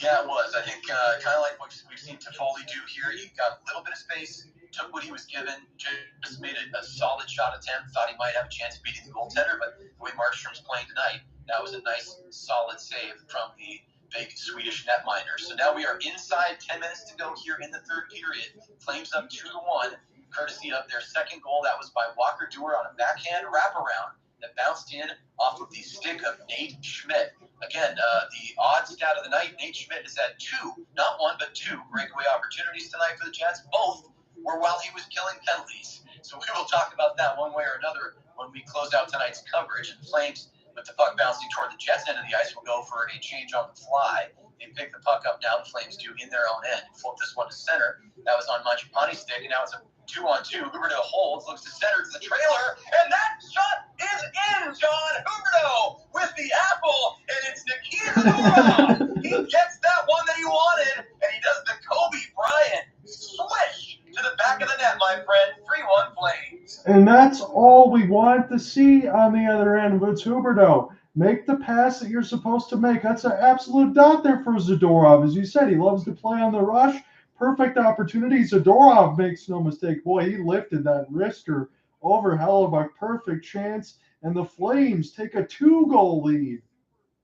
Boy, that is a massive, massive goal. And Nikita Zadorov with the understated but notable celebration after wiring that wrister over the glove of Hellebuyck. And now here's a snapshot that goes just wide of Markstrom. That was put on by, I think, Kevin Stenlund, of all people, John. And he just missed that far post. It was almost 3-2. So that's the Zadorov goal looking even bigger right now as the Flames off that center ice faceoff almost gave away another one. So that was the 11th goal of the season for Zadorov. It would have been his 12th. He would have had 2 tonight. I keep talking about the one that was wiped away, but the one he has matters most as it's now 3-1 Calgary, and they are looking for the puck in the O-zone at the moment where it's held in at the near point by Chris Tanev. His pass behind the net goes past Nazem Kadri, though. And with 8:30 to go here, the Flames, I don't want to say they have a stranglehold on this game. Certainly not the way that the Jets have played here. They played a strong game, even though they're down by 2. But the Flames have just the slightest bit of breathing room. They need to continue to put their foot on the gas to finish this contest out. 31 shots for Calgary as Milan Lucic is on the ice, and on the forecheck, 25 shots for Winnipeg. They're going to need to get some more if they want to close this 2-goal gap. Now 8 minutes to go. There's the puck on Josh Morrissey's stick. He's going to back in this one along, but it's taken over by the Flames. Now the puck bouncing at center ice. The Jets have possession. They're going to look to center this one. That puck does find its way to Blake Wheeler, but here come the Flames the other way after taking things over. Now the puck on Morrissey's stick. He banks this one off the end boards, and it's sent cross ice, deflected along. Now Rasmus Andersson has to get on his horse. He's getting chased down by Wheeler. Andersson comes away with it, though. There's a bit of a hook right there, and Andersson just avoids a big body check. Puck is floated up toward the scoreboard. Now Toffoli's going to get the puck. He tries to move to the center, and there's a rebound after Toffoli snaps one right on. Rebound in front. Hellebuyck slides to his left, makes another save. Now Toffoli tries to center to Mangiapane, but that one is off of the stick of, I believe, I was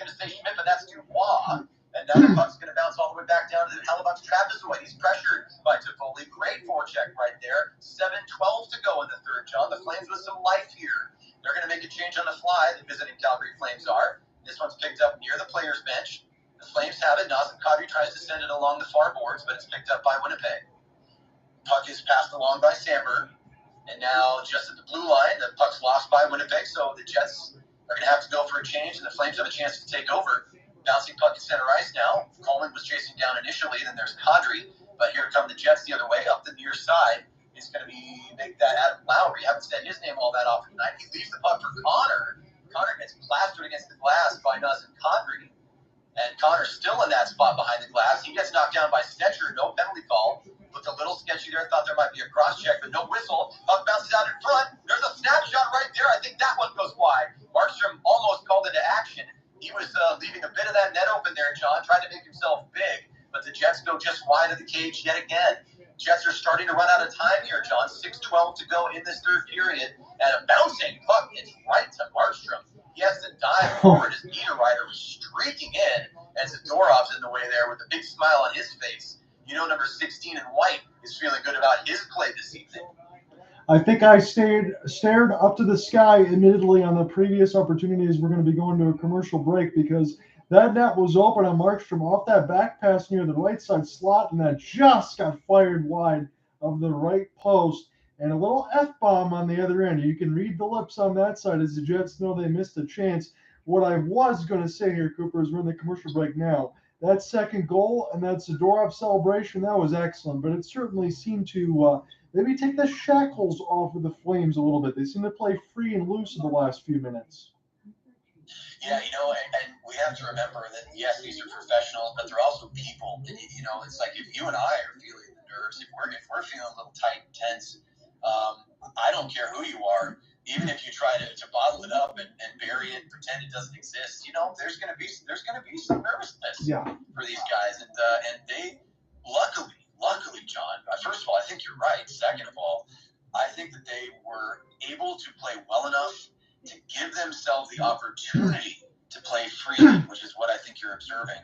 And boy, they look like, I don't want to say a completely different team because, you know, the team that was a little bit tight still scored 3 goals. But yeah, They seem to be playing a little more freely, a little more loose. And that bodes well as the time is starting to get short for Winnipeg. No, it does. And again, I would think that some of that play on the back end, as we talked about all night, and rightfully so, Markstrom should allow you to play a little bit more loose. But again, that second goal, maybe that Zadorov push there.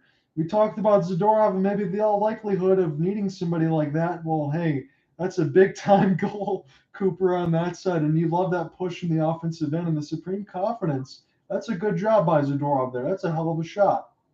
Yeah, and I stand by my assessment of Nikita Zadorov. He is a giant 6'6" defenseman who is a huge physical presence for the Flames. But deep in his heart, my friend, is a diminutive, speedy, fleet-footed forward in the NHL. Somewhere in his heart and mind, I think if he were a little shorter, if he were a little leaner, I imagine he would be a right wing for the Calgary Flames because he loves to shoot. He loves to pinch in when given the opportunity. And boy, it certainly is justified. He fired that thing over the trapper and into the top corner to make it 3-1 Calgary just minutes ago. So speaking of minutes, we now have fewer than 6 minutes to go in regulation here. The Jets have to find 2 if they want to try to push this game into extra time.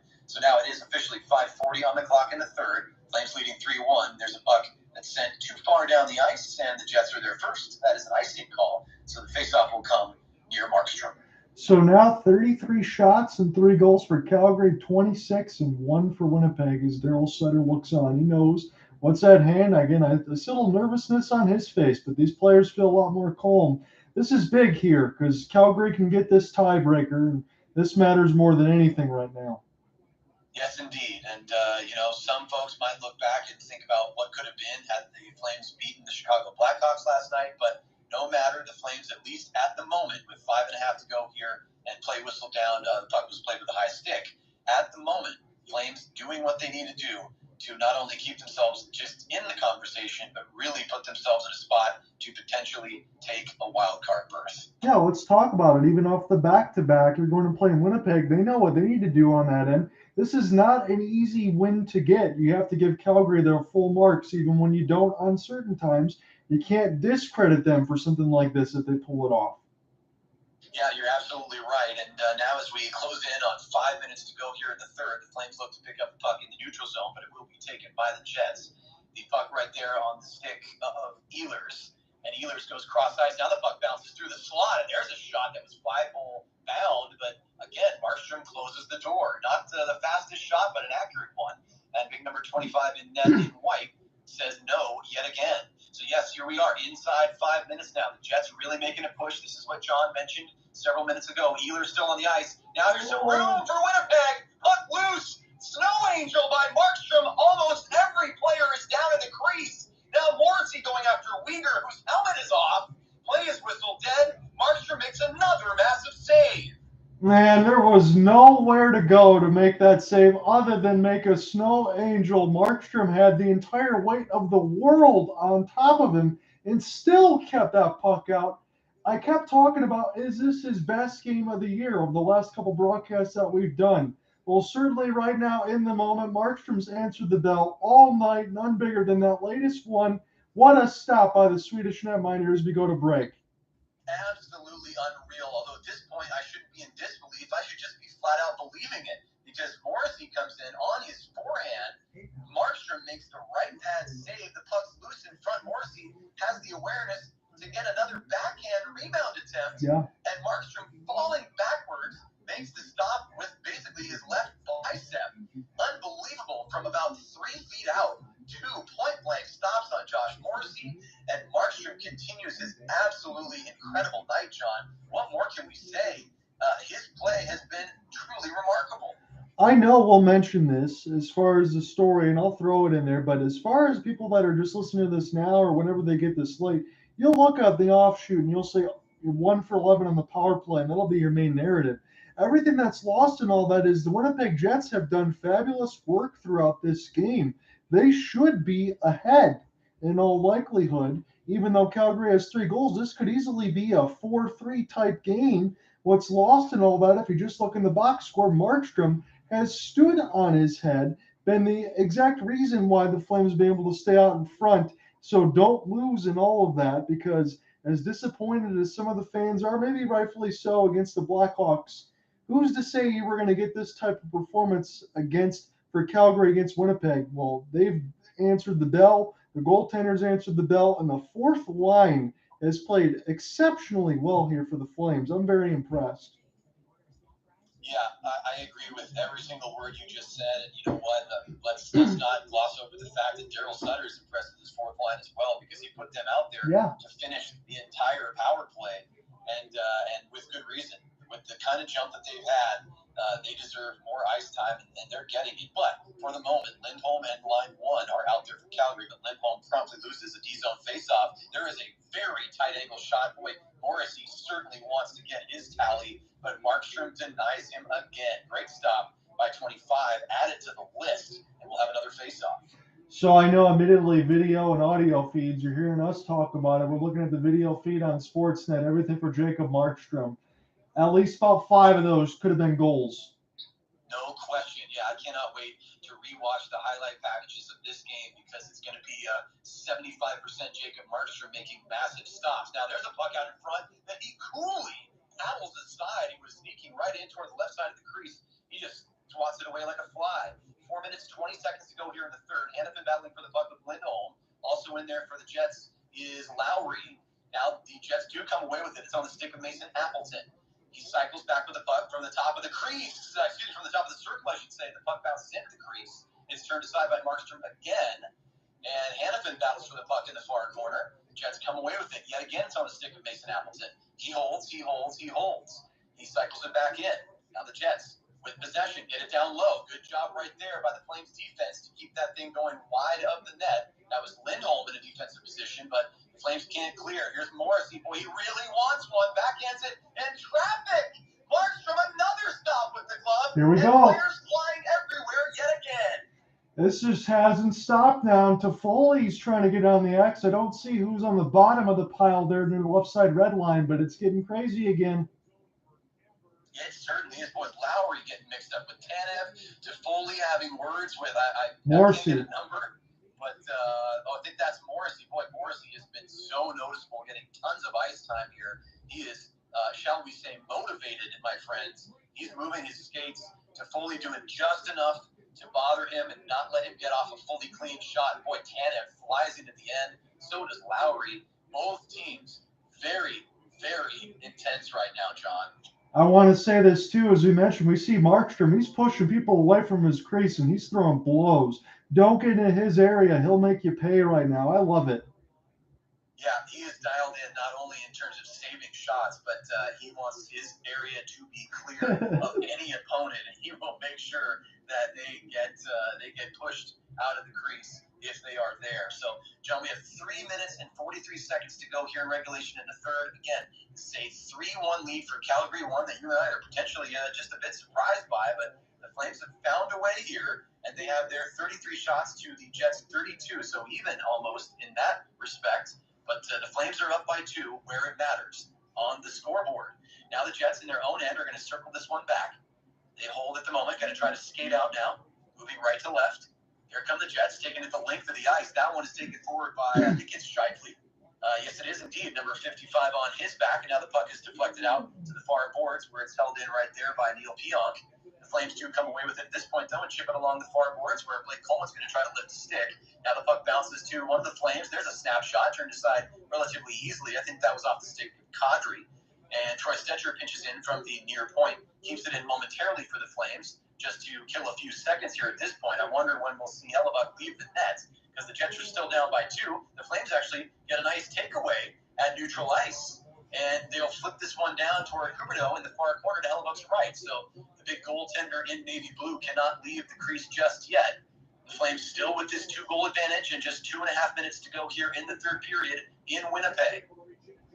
Flames doing a good job on the forecheck. Nice physical challenge right there by Mikael Backlund. He gets pushed down by Morrissey, but Backlund did a great job right there. And now the Flames forecheck keeps it going, at least for the moment. That was Walker Dewar and I think Lucic right there. And here comes a pass that slides all the way down where Nemesnikov's going to battle with Zadorov. 2 minutes, 10 seconds to go in the third. There's a centering pass, and here comes Lucic up the ice. He's got a couple of Flames with him, going to take a slapper that's right in the breadbasket. And that was a 100.2 mile per hour slap shot on the move by Milan Lucic. That's saved by Hellebuck. What an absolute fireball from the big man. And you know what? The interesting part is you're calling about it, Cooper. Who's closing out this game right now? It's the fourth line for the Flames trying to get a win. No question about it. We get a close-up on the Sportsnet feed of Connor Hellebuck. He looks just slightly, ever so slightly in disbelief. I mean, he's had such a wonderful season. One of the top goalies in this league. And I think he's as surprised as I'm sure a lot of hockey fans are that this game has resulted. And we don't want to say that it's over yet with 157 to play, but that at least currently the Flames hold a 2-goal advantage over his Winnipeg Jets. Now, Rasmus Andersson pinched way down. He went through the trapezoid right there, tries to get it back to the point. Now we're going to have a breakaway opportunity for the Jets. And that one is, I think, up wide. I'm not sure if Markstrom got a piece of it, excuse me. But either way, another breakaway goes wide of the net.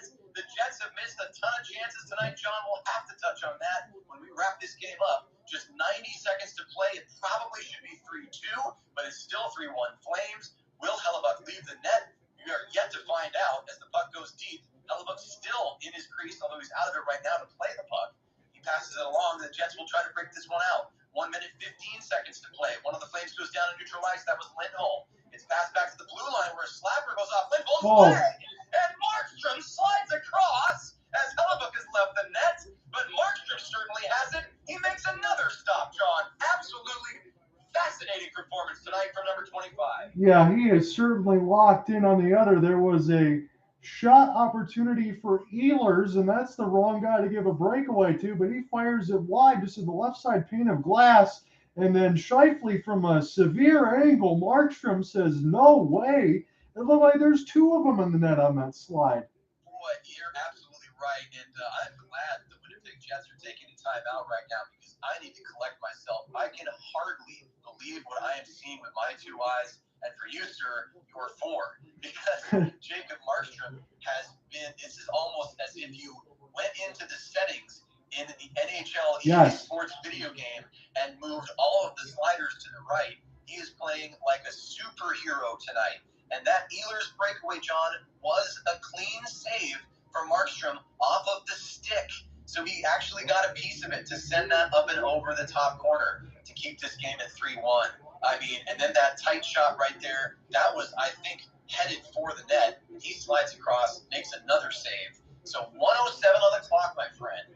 This is crunch time if there ever was one for the Jets. Can we believe we're saying that? As it's been crunch time all game long for the Flames. And they come away with the puck. Here's Toffoli. Will he be able to chase this one down and tap it in the empty net? No, it's taken by Connor, who gets there first. So inside a minute to play now. Again, empty net for the Jets. Hellebuyck is at the bench. The Flames battling for it with a great forecheck. They come away with it. The centering pass right there bounces over Lindholm's stick. Here come 4 Jets the other way, trailed by 2. So the Jets do have 6 on the ice at the moment to play the Flames 5.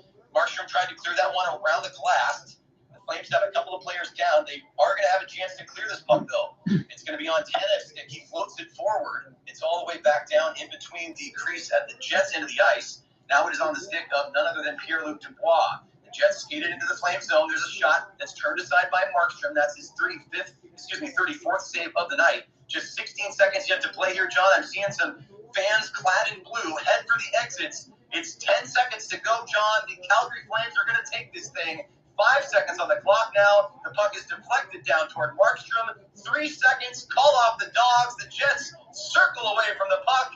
And almost unbelievably, and thanks to an absolutely out-of-body performance by Jacob Markstrom, I can't believe I'm saying this, my friend, but I feel emotional right now. The Calgary Flames in Winnipeg take down the Jets by a final score of 3-1 and keep that playoff conversation going, Calgary fans. Absolutely outstanding contest. I can only give you my immediate thoughts right now, is because I'm kind of wrapped up in this too. But everybody hugging Jacob Markstrom right now. You, sir, take a bow. I understand the performance of yesterday, some of the despair against the Blackhawks.